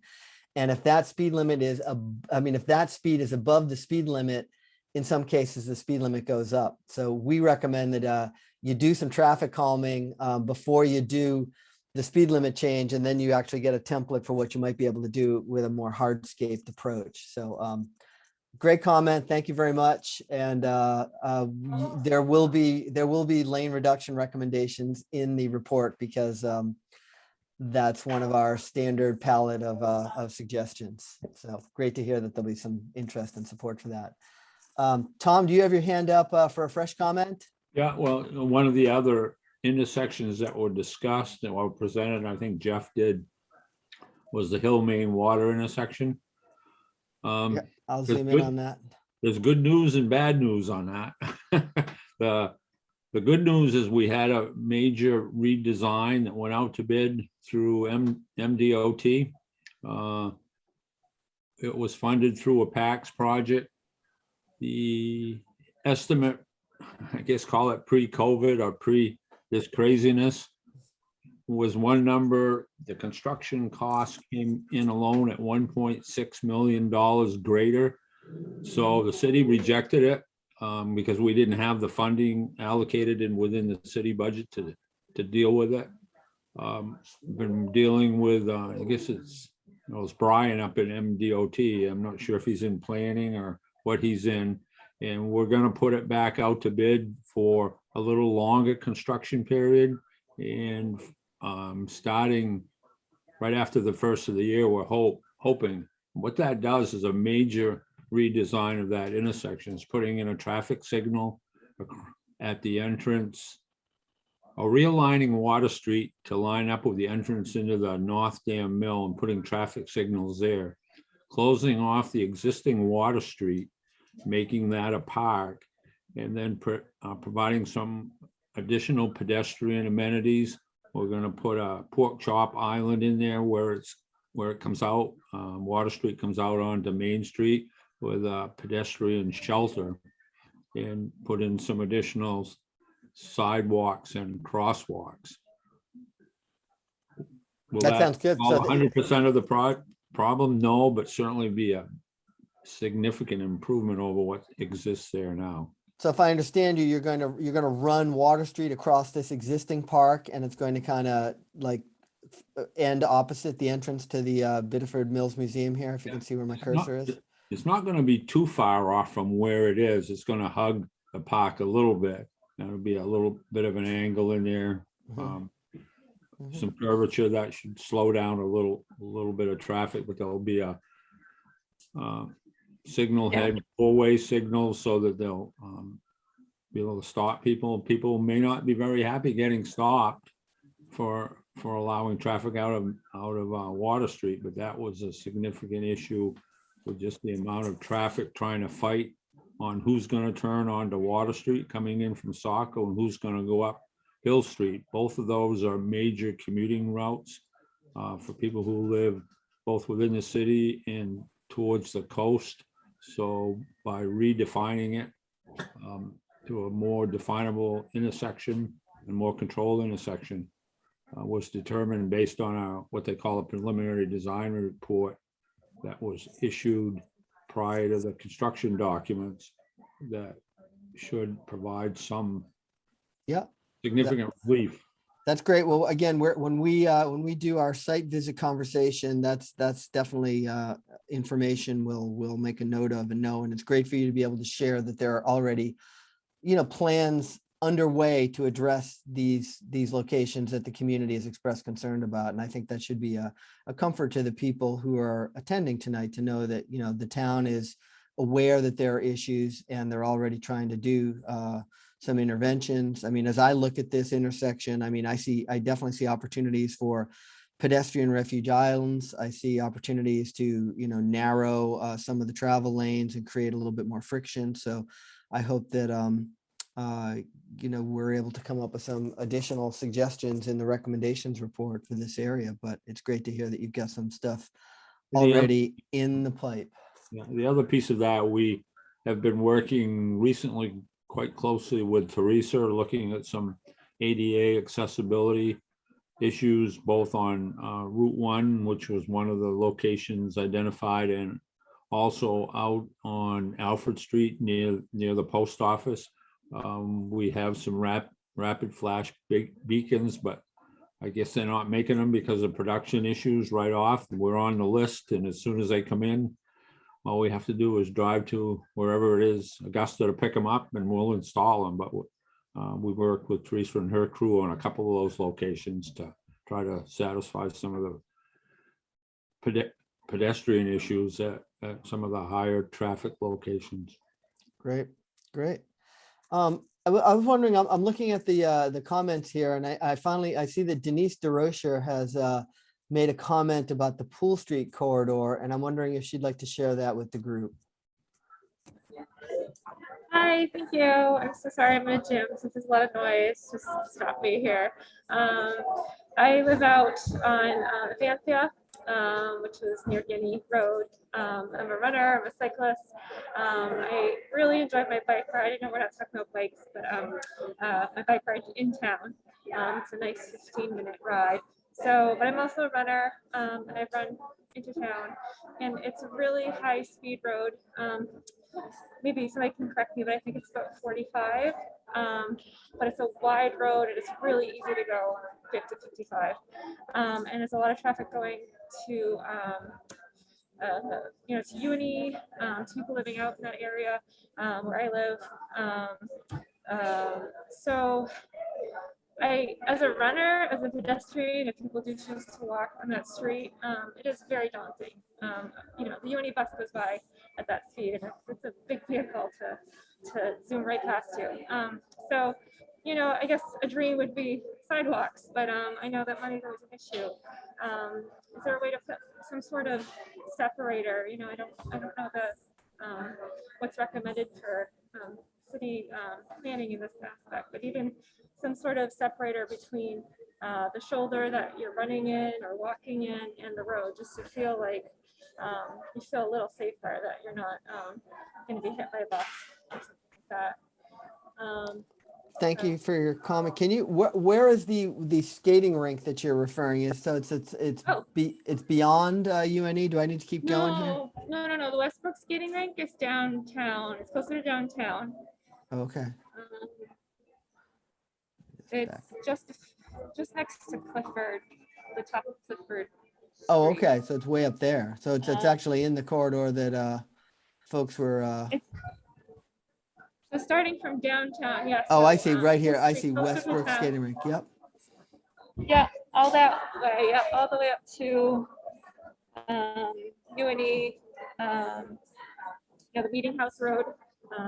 I think it's about 2-mile stretch. So Denise, would you say that the yellow line that I've got here really needed to be much longer on this road? For what I'm talking about, I'm sure there's issues there too, but for what I'm talking about is where the speed goes up. Right. So starting from about the Westbrook skating rink and then heading all the way down to UNE. Yeah. Yeah. Okay. Great. Thank you. Thank you. Yeah, we heard you. No, and Patrick and I have been playing with some new approaches to creating separation that will work for everyone, using raised pavement markings, and maybe that's this is another location to talk about that. Joyce actually specifically asked us to come up with some suggestions for separated facilities, so maybe this is one we add to the list. Tom has got a comment to make on this corridor. Go ahead, Tom.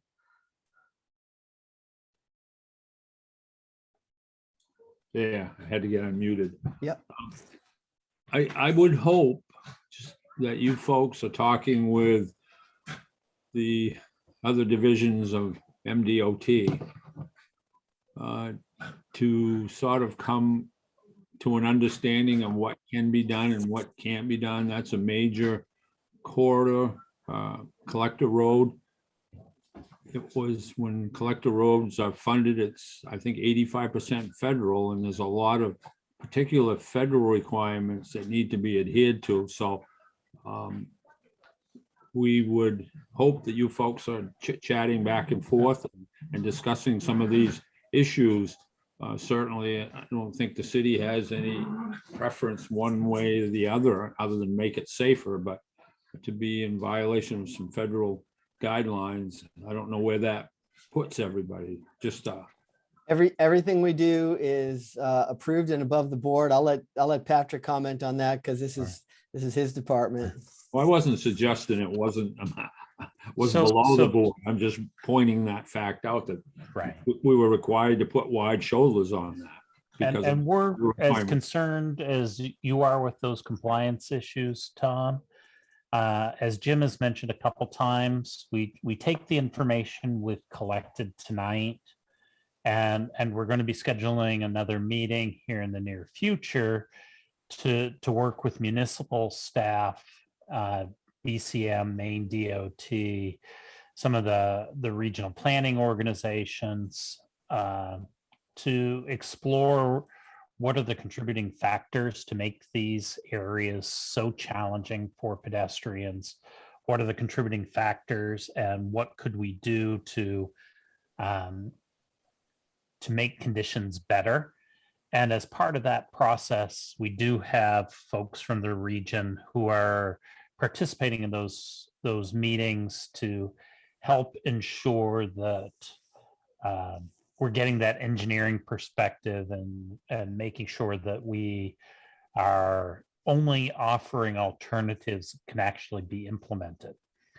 As part of the, excuse me, as part of the generation of the final report, we also have meetings with both the municipalities to review the suggestions, as well as with Maine DOT staff and federal highway representatives, to make sure that whatever recommendations come out of this process, they are acceptable to the municipality, to Maine DOT, as well as to federal highway. So we've got multiple checks and balances there, Tom, to hopefully address those concerns. But we hear you and we agree with you on those. Denise, I see your hand is up again. I just wanted to say, don't want to complain too much, but I do want to point out that Pool Street was paved last year or 2 years ago, and we're all so grateful for it. So thank you to the city and for all of that for happening. So thank you. Great, thank you. All right, we're at 7:45. We have time for a little bit more commentary on any of these other locations. We are getting great chat comments and great comments. And Tom, thank you so much for being here to be able to, provide some perspective on what the city is already doing. It's super helpful, and I'm sure it's very encouraging to the people who are listening to your observations about what's already underway. Does anyone else have a comment that they'd like to make about any of the locations? Please use your raise hand feature and we'll give you a chance to talk. Anyone who's made a comment in the chat box, likewise. Hey Jim, do we have any of the kind of the highlighted locations that we haven't had many discussions about? Is there anywhere out here that we haven't really discussed? Well, the one location we haven't talked a lot about Elm Street at all. We haven't talked about, the Alfred Street corridor. One of the problem locations was at the intersection of Maine and Alfred.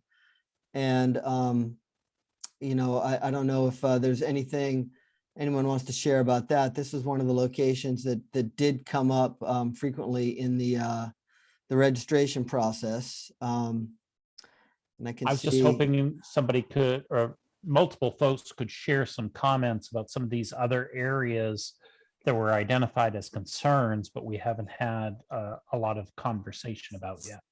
No, I agree. And I encourage people to, let us know, what are your thoughts on Alfred Street? What are your thoughts on Route 1? I think we've see heard. Brianna has her hand up. Does she? Well, let's let Brianna have the floor. I see Leah Schaefer applauding. I see a couple of, okay, so Brianna, why don't you go, and then we'll come back to Jeff. Hey, yeah, hi gang. I can talk a little bit about that intersection at Alfred Street. I think the big problem with it is that it hits Main Street with a yield. And so you've got people kind of yielding to turn onto Main Street, either to go left or right. You have people zooming down Main Street pretty fast, as has been discussed, zooming fast. And then you have people trying to turn onto Alfred, right? So it's a little messy. And then the sidewalk is actually pretty wide there. So, I cross in that area going from my cafe to my roasters in the mill, up and down that area pretty often. And it's just a little messy, and cars are not always paying real close attention when they're trying to, come off of Alfred. Okay. That's the main concern at that intersection, I think people would say. Interesting. I wonder, Tom, any plans for a stop there? So there's a yield from Alfred to Maine. Yeah. And rather than a full stop. That intersection will be looked at as part of another MPI project, the Municipal Partnership Agreement. We've looked at that whole corridor from Elm Street down to the river. And there's still a segment from Alfred Street to the river to be done. We'll be looking at some potential improvements there. That's a significant volume of traffic. It is very wide. I know we've been scratching our heads how to best solve that. There was one suggestion to put in a rapid flash beacon, but because of the pedestrian volume, you might as well just shut the road down because it will be always flashing. So I think we'd be better off to have something that will notify the motorists that there is crossing there, that shorten that distance up, which was in the original game plan. There is a slip lane, if you will, a yield lane going towards Saco. Again, it's gonna back up traffic, but people will just have to get used to it either, Are you talking about Alfred Street, Tom? Yeah. And so the picture that I'm showing here does not show a slip lane. Is this another old picture? Yeah, well, it actually is a yield. That isn't I really think it a just slip functions lane. as It's just a yield. But I call it a slip lane because 95% of the traffic goes that way. Anyone going in town will go up Jefferson and come down Adams into that other intersection we've already talked about. Yeah. Hey, Okay. can I continue a little bit? So I own a Sure. business that's to the left as you're heading down Saco, and the road really significantly narrows and people go really fast down it. And the road's not crazy well maintained. There's like a huge pothole, and there's also, that's a main way for there's big trucks and stuff that go down the road there. You can sit in my business and look out and just watch giant, trucks going down the street and stuff. Really pretty quickly. So I think, there is a lot of traffic that does get backed up on Alfred Street. There's, further back on Alfred, there's the police station, and it's a little easier to cross back there as a pedestrian. But I think that a lot of the improvements the city makes, in my opinion, I've lived here 3.5 years, are sometimes more for drivers than for the pedestrians. And I think that's a choice that's been made. And it is what it is, but Well, it's a choice that's made. Thank you for that comment. And one of the things that you're going to hear about in next steps is you know, how to bring the community of Biddeford together more to ask for something different. I mean, I think you're probably exactly right that, you know, there has at some point been a decision to prioritize motor vehicle throughput. And tonight is the beginning of a conversation that, you know, may change that thinking. I mean, we are very much about trying to bring pedestrian safety to a much higher priority on Maine's roadways and in municipalities across the state. So I think your comment is, you know, heard, and I hope that you will stay involved, because it's going to be voices like yours that's going to be absolutely critical to getting the change you want to see. So great. Jeff? Yeah, Alfred in Maine. Yeah, still up. Yeah, please bear in mind, most of my perspective is from a driver, but I also do understand pedestrians. I think if whatever that audit or whatever is would allow for it, I think it's actual full traffic signal lights would do well there with crosswalks, push button for crosswalks.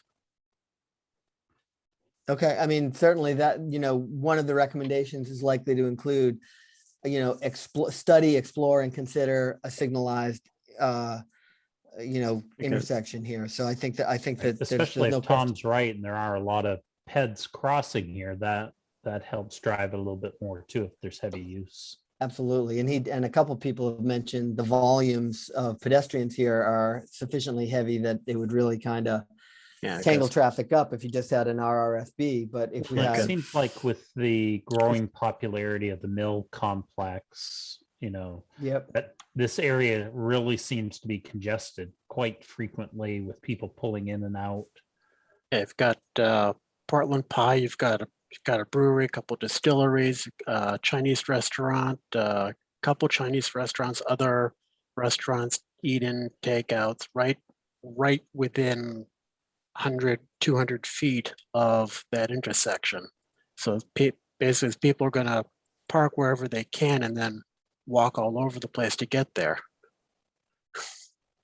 yeah, which and you know, which is really great for business. I mean, that's kind of what you want to have happen. But you know, when you go back to this slide here, you know, you can see that this node that we're talking about is the source of a lot of Ped crashes over the years. And so I think that the attention that you guys are bringing to bear on it is right on. It's right. It's very appropriate. And, you know, your comments are being taken, and we're going to look at this one hard. And it sounds like the city of Biddeford's already thinking about it some, and, you know, we're in the mix to try and throw out some ideas that they might not have thought of.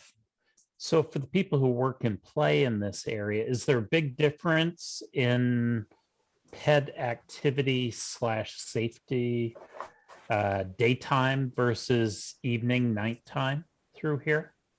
Sorry, I don't know if I can chime in here. Sure. I don't have the hand raise option in my reactions, to be honest. Fine, I have. Leah. Go ahead.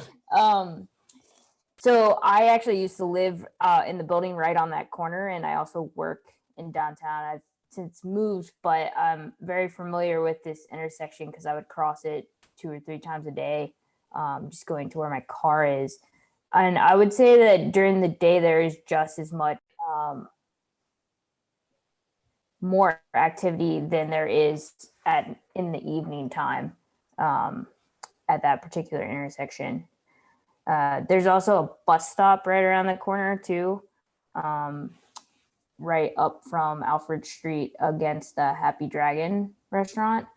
And a lot of 18-wheelers go through that intersection or park to unload for food and restaurants to drop off things. So that kind of backs up traffic a little bit there.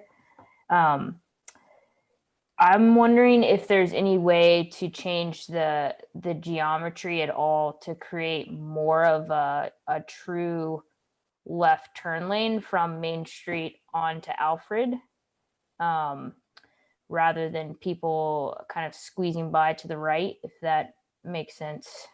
from a car perspective, it might also hold people from a lot of times when you're crossing across Alfred Street, from basically on the map where it's showing Donut Shop to Happy Dragon.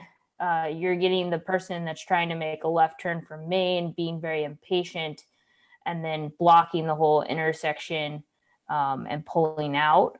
So if there's a way to kind of make more of a dedicated left turn lane in the way the road widens a little bit, I don't know.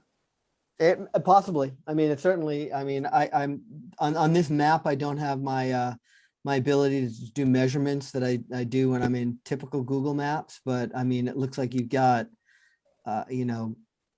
30 plus feet there. So maybe that thought has been captured, and maybe that is something that we'll throw into the recommendations just to try and like put a little bit more control and discipline on the people making turns there. There's also things that could be done with that crossing so that it's not quite so skewed, and it might be a little bit shorter if it were at a right angle on Alfred Street rather than kind of paralleling Maine so much. The other thing is that the crosswalk that's kind of straight page up down directly there. Right Yeah, here. so that one's less frequently used by pedestrians, but I feel like it really throws off vehicles when it's used. So I don't know if there's ways. What do you mean throws off vehicles? People are very unexpecting of you ever using that as a crosswalk. It's true. I use that crosswalk a lot. Because everyone's used to pedestrians coming down to the one that's going more diagonally, where your cursor here? is. Yep, or crossing Alfred Street, but not so much the other one.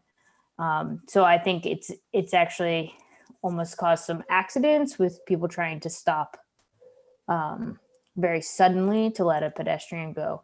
So I don't know if is there any reason to say actually reduce the number of crosswalks, but put more emphasis on certain ones to kind of help maintain safety in that sense?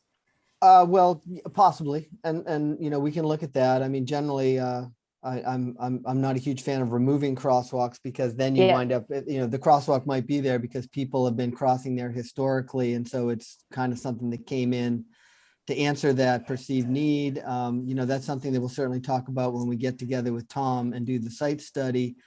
The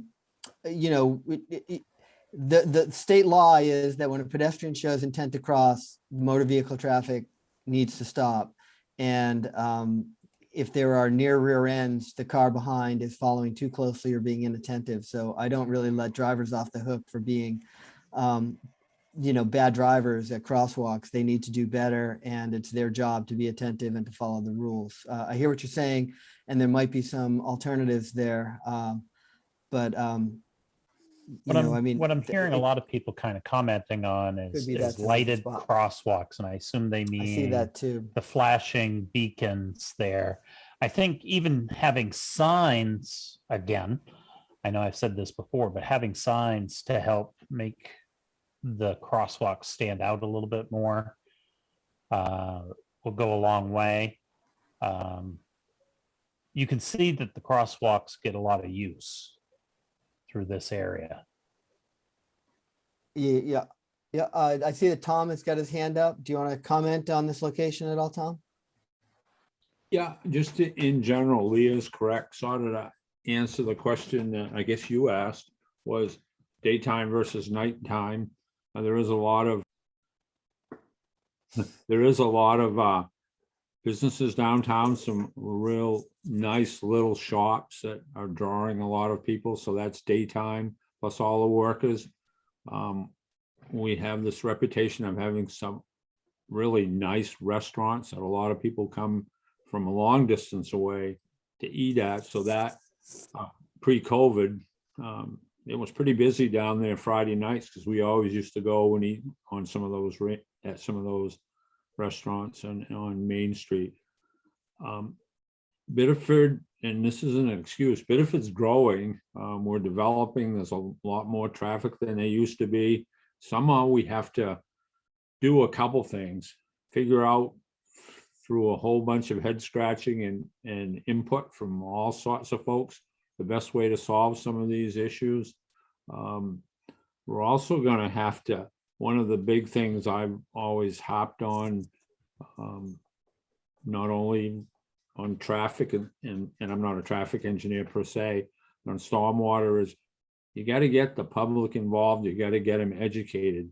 Too many people, you know, if they don't know or they don't want to know, I think as generations change, and I'm an old duffer, so, but anyway, as the younger folks come in, they have a better appreciation for some of these things, but everyone's got to be willing to do their part and step up. And if it takes a little longer to get through the town, so be it. If you lose a half a dozen parking spaces, well, walk a little bit. It'd probably do you good. I mean, there's a whole number of educational outreach things that can be done. And I just sort of chuckled. I was up in Damascotta doing training today on soils, but I came back down Route 1 business section. So I came through Wiscasset, and traffic was backed up across the bridge. It was, 1 o'clock. There's a couple traffic lights, so we're in a lot of crosswalks, but I did notice, and other towns deal with it. They deal with it more for the summer population, but I think it's just got to get people involved, and they've got to feel heard, and they've got to make sure that they buy into the concept. It's all education. Yeah, no, thank you, Tom. And I think you're anticipating some of our concluding remarks, which, is really going to appeal to everyone who's here tonight to stay involved. I think you're absolutely right. When the conversations about how to reconfigure certain intersections or certain corridors comes up, if you don't show up and speak, if you don't speak for the pedestrians and the people riding bikes, and, the BCM tries to do that as much as we can, but, I show up at a meeting and I'm the most predictable spokesperson there. It's much more effective when locals show up at the meetings and, speak in favor of changes that support the safety and access of vulnerable users. So we're going to be continuing to work with the community to try to get that community engagement in the processes that are going to, deal with the growth that Biddeford is experiencing. And just as, more cars equals more people. So, they go hand in hand. People are coming to town, they're parking their cars, and they're walking to the breweries and the restaurants. And, God willing, when COVID wraps up, we'll all be going down and eating out in Biddeford again. Can I just, I'd be remiss if I didn't add this piece. Okay. On the other hand, as a city staffer, the unfortunate part of all this is we don't have unlimited money. We're not the federal government. We can't print it. We can't do what really ought to be done with some very limited funds. Not to offer that as an excuse, but nonetheless, the city councils try to keep a budget in check so that the taxpayers don't, see significant raises in their tax bills. So it's a real tough balancing act from a financial standpoint from staff, is we've got to look at everything, come up with the best alternatives, but everyone's got to understand that just the money doesn't grow on trees, and the prices we've been seeing, the cost of construction nowadays, it's just phenomenal. So we don't get as much bang for our bucks as we used to. Public Works does some projects, but again, they're more of an operation and maintenance outfit. And again, I'm not using those excuses by any means. It's just a pure fact of life that everyone's got to understand that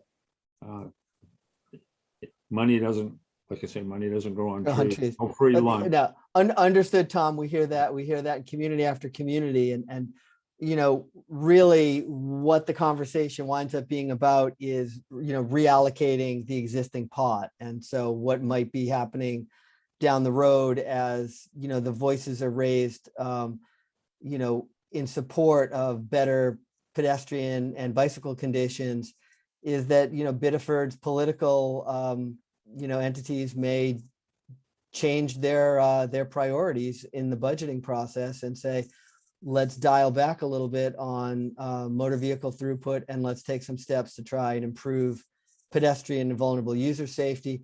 We're seeing this at the state level. We're seeing, I mean, the fact that we're here with Patrick all night tells you that DOT is making a much bigger commitment to these kind of changes. So this is the way the wind is blowing. I mean, the contemporary American city is increasingly built upon people's ability to walk and bike, and Biddeford, as it develops and moves forward into this new century, is well placed to really make itself a great walkable community. And I think that if the people are willing to kind of raise their voices in support of this, I'm sure that Public Works and the other entities that fund transportation are going to be supportive. I mean, I'm actually sitting on a committee right now at PAX to talk about the development of a complete streets policy that'll apply region-wide and that might be tied to funding. So these conversations are happening all over the state and really all over the country. So but as you say, it's very important that the people don't let this be the last time they're involved with the process. We're going to need your voices in a sustained way to kind of put the pressure on the political establishment to get the direction from them that will lead staff in a new direction. Abigail, your hand is up. Hi, I would be remiss if during this meeting I didn't mention that we're in the middle of our comprehensive planning process, and there's a public survey out right now, and we do have some pedestrian related questions in there. So if you have not taken it yet, please take it by next Wednesday, and I'll pop the go ahead. Oh, can you put the link to the survey in the chat box? Yep, I'll put it in the chat box. And if you have a Biddeford address, you should have received a paper copy sometime at the end of last week in the mail as well. Either way, yeah, online is, I think, easier, but other people think paper is easier. So that's why we did both. But I'll pop the link in the chat, and feel free to contact me if you have any questions. Great. Great. So at this time, just looking at the clock, I think we should start moving towards the prioritization vote process, which will go pretty quickly. I think that we've got May Street added to our list of locations that we want to vote on. The Pool Street corridor, we've heard enough about, we'll be expanding the kind of scope that we'll be considering for that. So we'll probably look at Pool Street from the intersection of Alfred all the way down to at least UNE to just kind of address some of the concerns that came up on that. We didn't get a lot of comments on Route 1, but I am certain that Route 1 will be a focus of the conversation when we have the site visit. But what we're going to do now is a series of polls that are going to try and establish some sense of how urgent you think each of these locations is in need of attention. Am I going the wrong way? No, I'm going the right way. Beautiful. So these are the corridors we're looking at. The other we would add here is May Street, because that seemed to be the one that came up and drove a lot of conversation. What we're going to be doing is Eric is going to pop up a survey, and the first survey, why don't we have dealing with May Street, because that's the one that was added, and that's the first on my map list. And when he pops this up, you're going to be able to vote that this is a location that is of the highest priority, high priority, of some concern, not a big deal, doesn't need attention, look at another location. And what we hope to do out of this is come up with a sort of community measure on where you think emphasis should be placed as we start developing recommendations to address these locations. So And Eric, please you want? don't feel that you can only say highest priority to one location. That's right. That's right. Yes, you can. That's right. These are not, we're going to be voting on 9 different locations, 4 corridors, 3 specific locations, actually 5 corridors now, because I'll consider May Street a corridor as well. You can vote on the entire corridor. If you vote on any of the intersections, you're actually kind of passing, putting another vote in for Main Street, because all of those are on Main Street. So that would be a way to really kind of bump Main Street up to a very high priority. But so the first location we're going to vote on is May Street, Eric, if you want to Right, launch and we're going that. to do the full corridor. So from South Street all the way to Alfred Route 111. That's correct. Yeah, May Street, we're looking at the whole thing. We're going to consider that a corridor. So here's the poll for that. All right, so folks, you've heard the conversation about May Street, speeding traffic, ball fields nearby. Is this a high priority, highest priority, of some concern, not a big deal, or we should put our attention elsewhere? What do you think? Poll is open.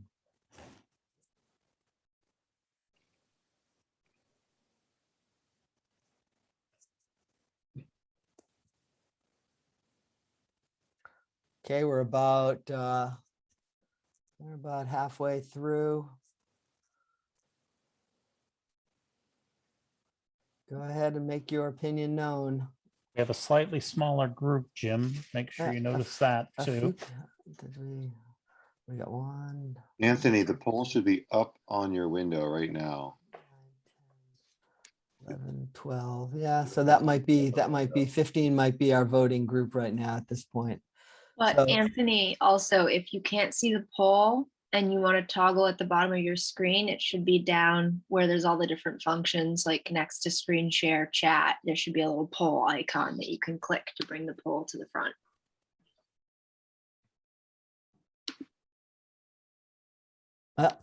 I'm up to 11 now, so maybe Anthony was able to pull it off. Okay, well, let's close this poll and go to the next location. So, and please make a note, my team, that location 1 is May Street. Okay. Location 2 is going to be Pool Street, the entire corridor. Understanding that we're going to extend a little bit longer than, the original kind of registration comments took us from Alfred to Pike. And tonight's conversation has got us thinking from Alfred, at least down to UNE. Thank you for bringing those concerns up. Well, Jim, perhaps let's just put Pool Street into 2. We have space for it. Let's say inner and outer pool. So from Alfred out to It doesn't matter. Just vote it as 1 because we talked about this earlier. It'll work fine. Right. We're going to look at the whole thing anyway.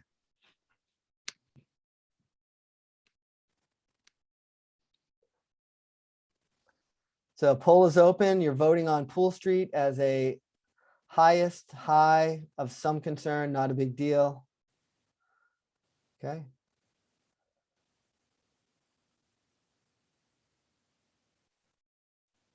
I'm at 10 to 15.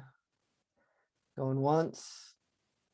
Going twice. This is the same number. Okay, 11 is the same number we got in the last poll, so you can close the poll, Eric.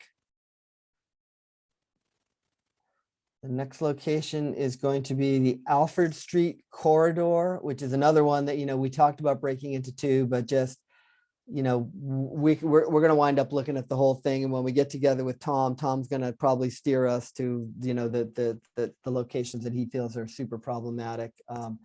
So the big question for you guys is Alfred Street a location where we should really be putting a lot of attention? So to clarify for this one as well, we're talking about Alfred from Maine all the way over the interstate to Biddeford crossing. it is a long corridor. It's about 2 miles and a little bit more long.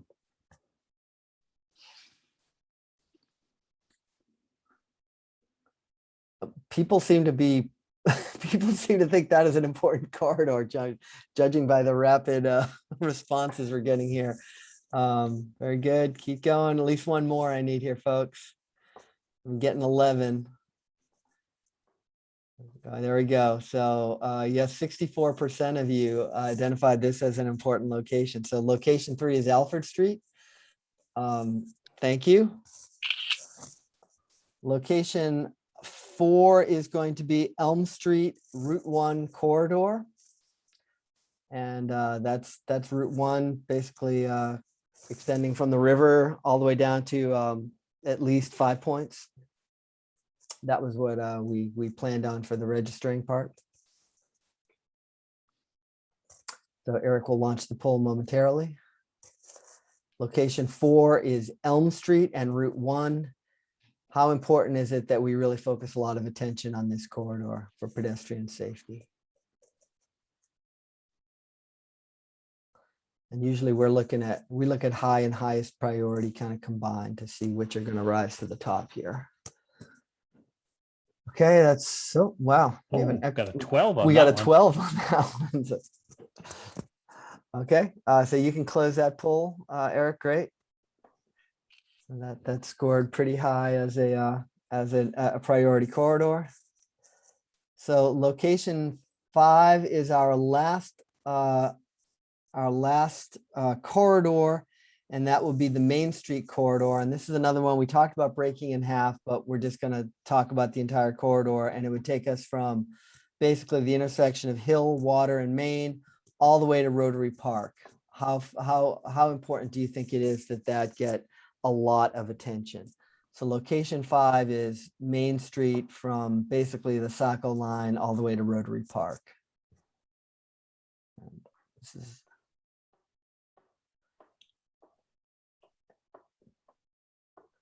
looking for 1 or 2 more votes.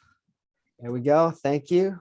Oh, 13. 13. Yeah, people have been holding out. They've been waiting to vote on that one. So that scored pretty high with 62% of you identifying as highest priority, 23 of high. So that's not incompatible with how Alfred Street turned out. Now the next 3 locations are going to be locations that are very specific, and they're the ones that we've talked about. So the first one of these is going to be the intersection of Main Street, Adams, and Lincoln, where Tom has told us there is already some planning in place. We're going to see a 4-way stop condition going there to kind of stop people on Main Street and on the side streets. So location 6 is the intersection of Main, Adams, and Lincoln. Please give us a read on how important you think it is for us to focus a lot of attention on this location.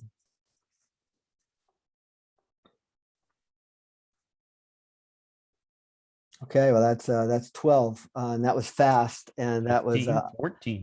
Yeah, that was a high score. So you can close that. The response is so 50% of you had it at high priority, 36% of you had it at highest priority. I think that makes it I think that's the top scoring location. Top scoring being a sign of infamy rather than celebration, I suppose. The next location we're going to talk about is the one we were just talking about a little bit ago, the intersection of Alfred and Maine, which has got some serious volumes of pedestrian traffic. It's got a yield controlled intersection. How important is it that we spend some effort really trying to figure this one out? Oh, I don't know what just happened there. We're on poll 7, Eric, is that correct? Yes. Yeah. So location 7 is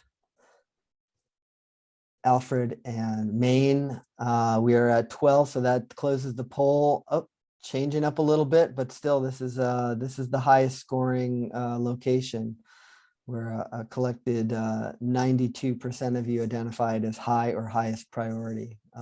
Thank you for that input. And the last location is the location that we've also talked about just a little while ago, the intersection of Main, Hill, and Water Street, where again, Tom told us that there are some plans in the offing. There is an MPI, a municipal partnership initiative being explored with DOT to kind of plan this one out and share some costs. How important is it for us to really focus a lot of attention on this as we make our recommendations? Okay, looking for a couple more, up to 12. Oh, we got the 13 showed up again. Oh, we got 14. All right, so that's everyone. So you can close that poll. And location 8, again, team, is Water, Hill, and Maine. That's great. I think that revealed some clear priorities for us. So we'll tabulate the responses and put our attention at the locations you guys have suggested. So thank you very much for that guidance. The next steps in this whole process are as follows. We used to call it a site visit. It's probably going to be an event very like this, where we're going to be looking at maps online, talking with Tom, talking with one of the Region 1 engineers, maybe Randy, maybe Bob. Patrick will be there. Hopefully we can get, EMS or fire, police representation on hand. I'm sure Abigail will be here.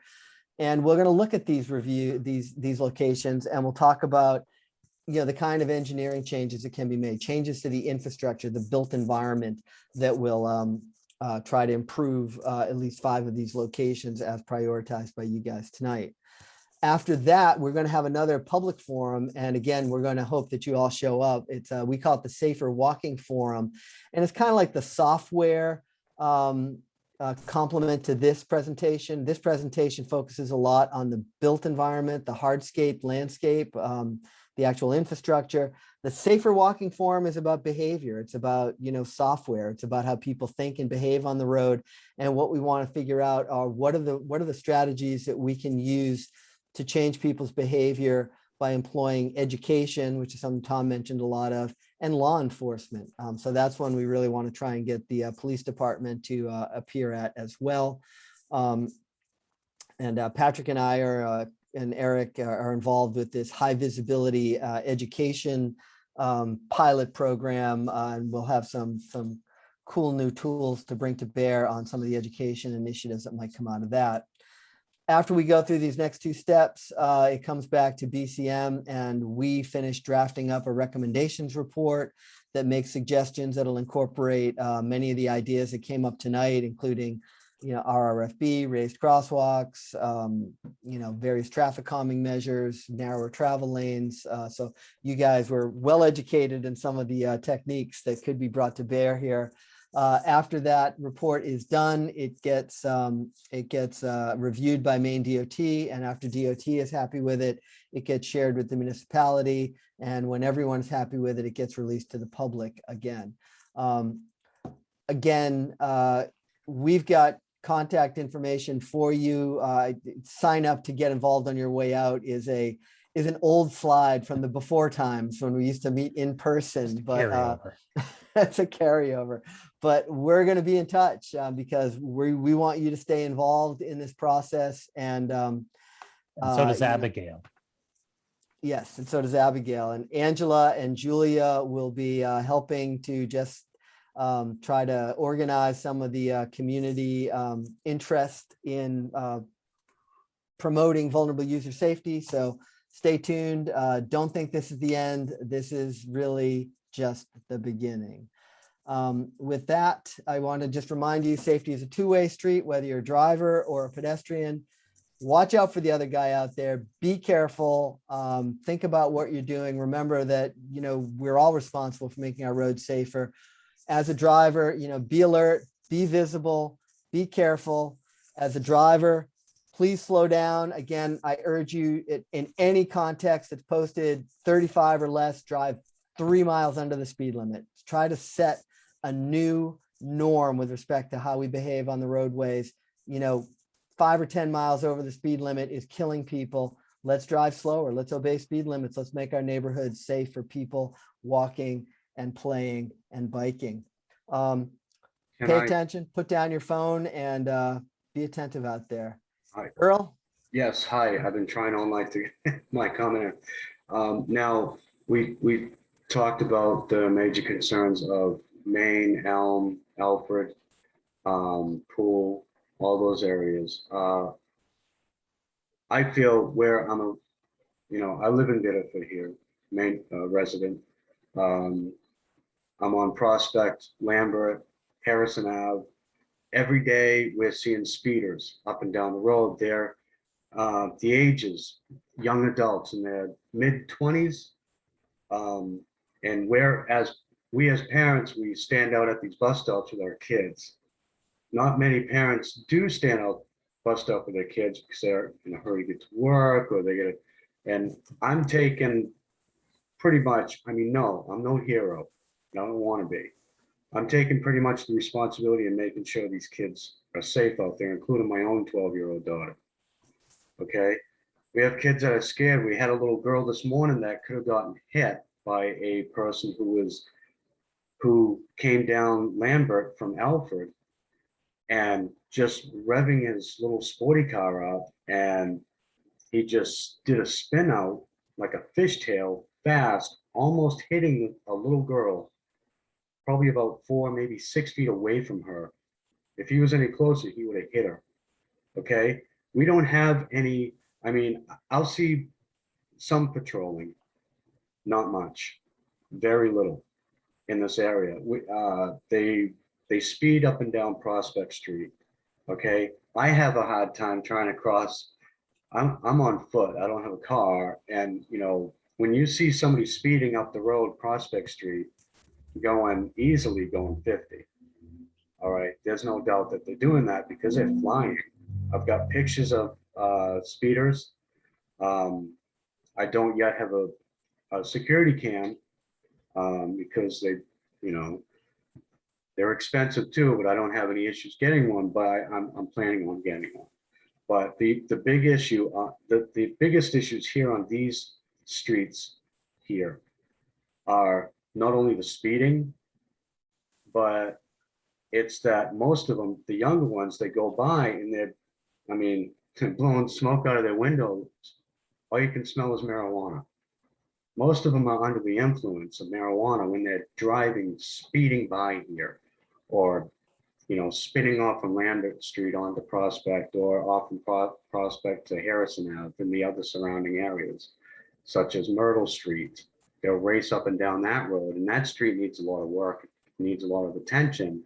And, you know, it's just, these are where the bus stops are. Okay, it's supposed to be a safe area for our kids, for our families, for people walking in general, and bikers, biking on their bikes in general. We've got people on their scooter bikes, whatever you want to call those things. You know, I've seen a couple of kids, you know, flying down the road on those motorized scooters. And in the middle of the road, and last week, some guy in a pickup truck's blowing his horn, trying to get his attention to get out of the road. And it's just, it's a dangerous area here between Pool Hill, between Pool and all the way down to the ballpark. It's dangerous. I can see that you made a comment earlier. You're Earl, right? Yes. Yeah. So we'll take a look at Prospect. You know, it's near the Pool Street corridor, so we'll look around there. You know, even if we don't come up with, it sounds like some of the comments that you're making are sort of generalized for the community, and I'm sorry that your outrage is completely understandable. You know, people are getting fed up with speeding traffic, and we are in the middle of a campaign the BCM's got called Slow Me Down. And you can get lawn signs that you could put on your street that basically ask people to slow down. It's sort of They won't listen. Well, they won't, but what it does is it tells the people in the cars that they're coming into an area where people care about speed. And so it becomes a sort of way to let them know that they're not welcome with that behavior. And that's where that change in the behavior, the norm around speeding, is what we all have to work on. And partly it's whenever you're driving at or below the speed limit, but it's also getting the communication to the drivers repeatedly that speeding is not welcome here anymore. Certainly at the Safer Walking Forum, I hope you'll attend and get the chance to speak to the police chief, and stay in touch with us. You know, Angela and or Julia can be in touch with you about getting you involved with the Slow Me Down campaign. You could be a center of gravity for this initiative in your neighborhood.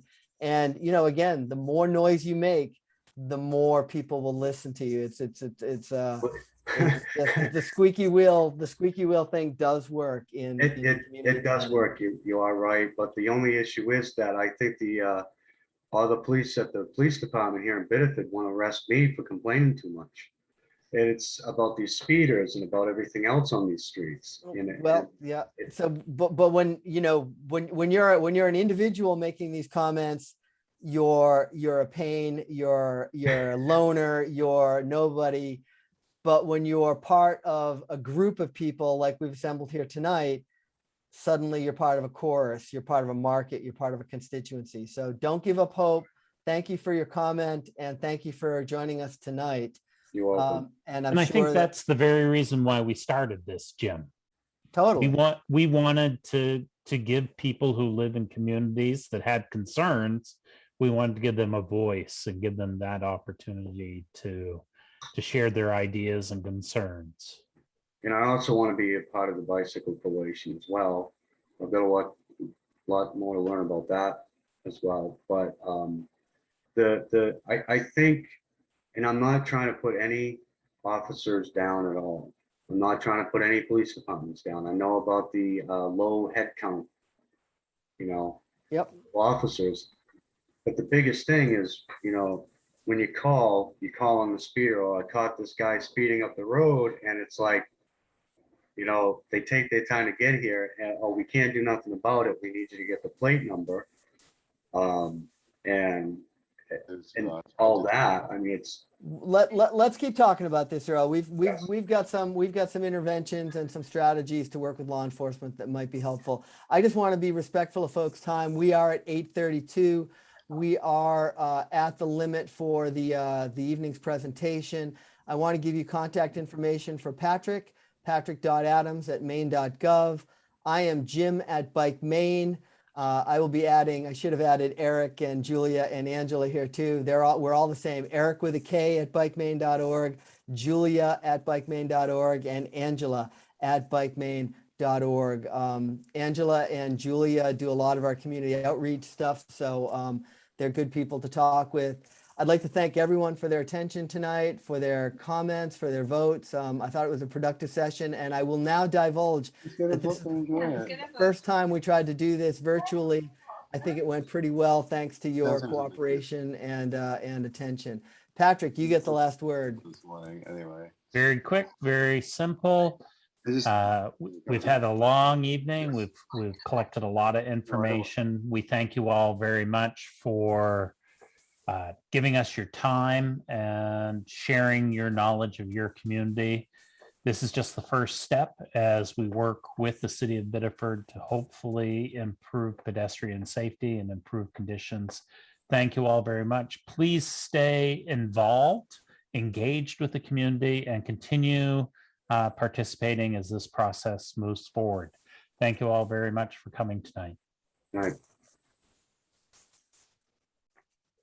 And good night. Have a great evening, everyone.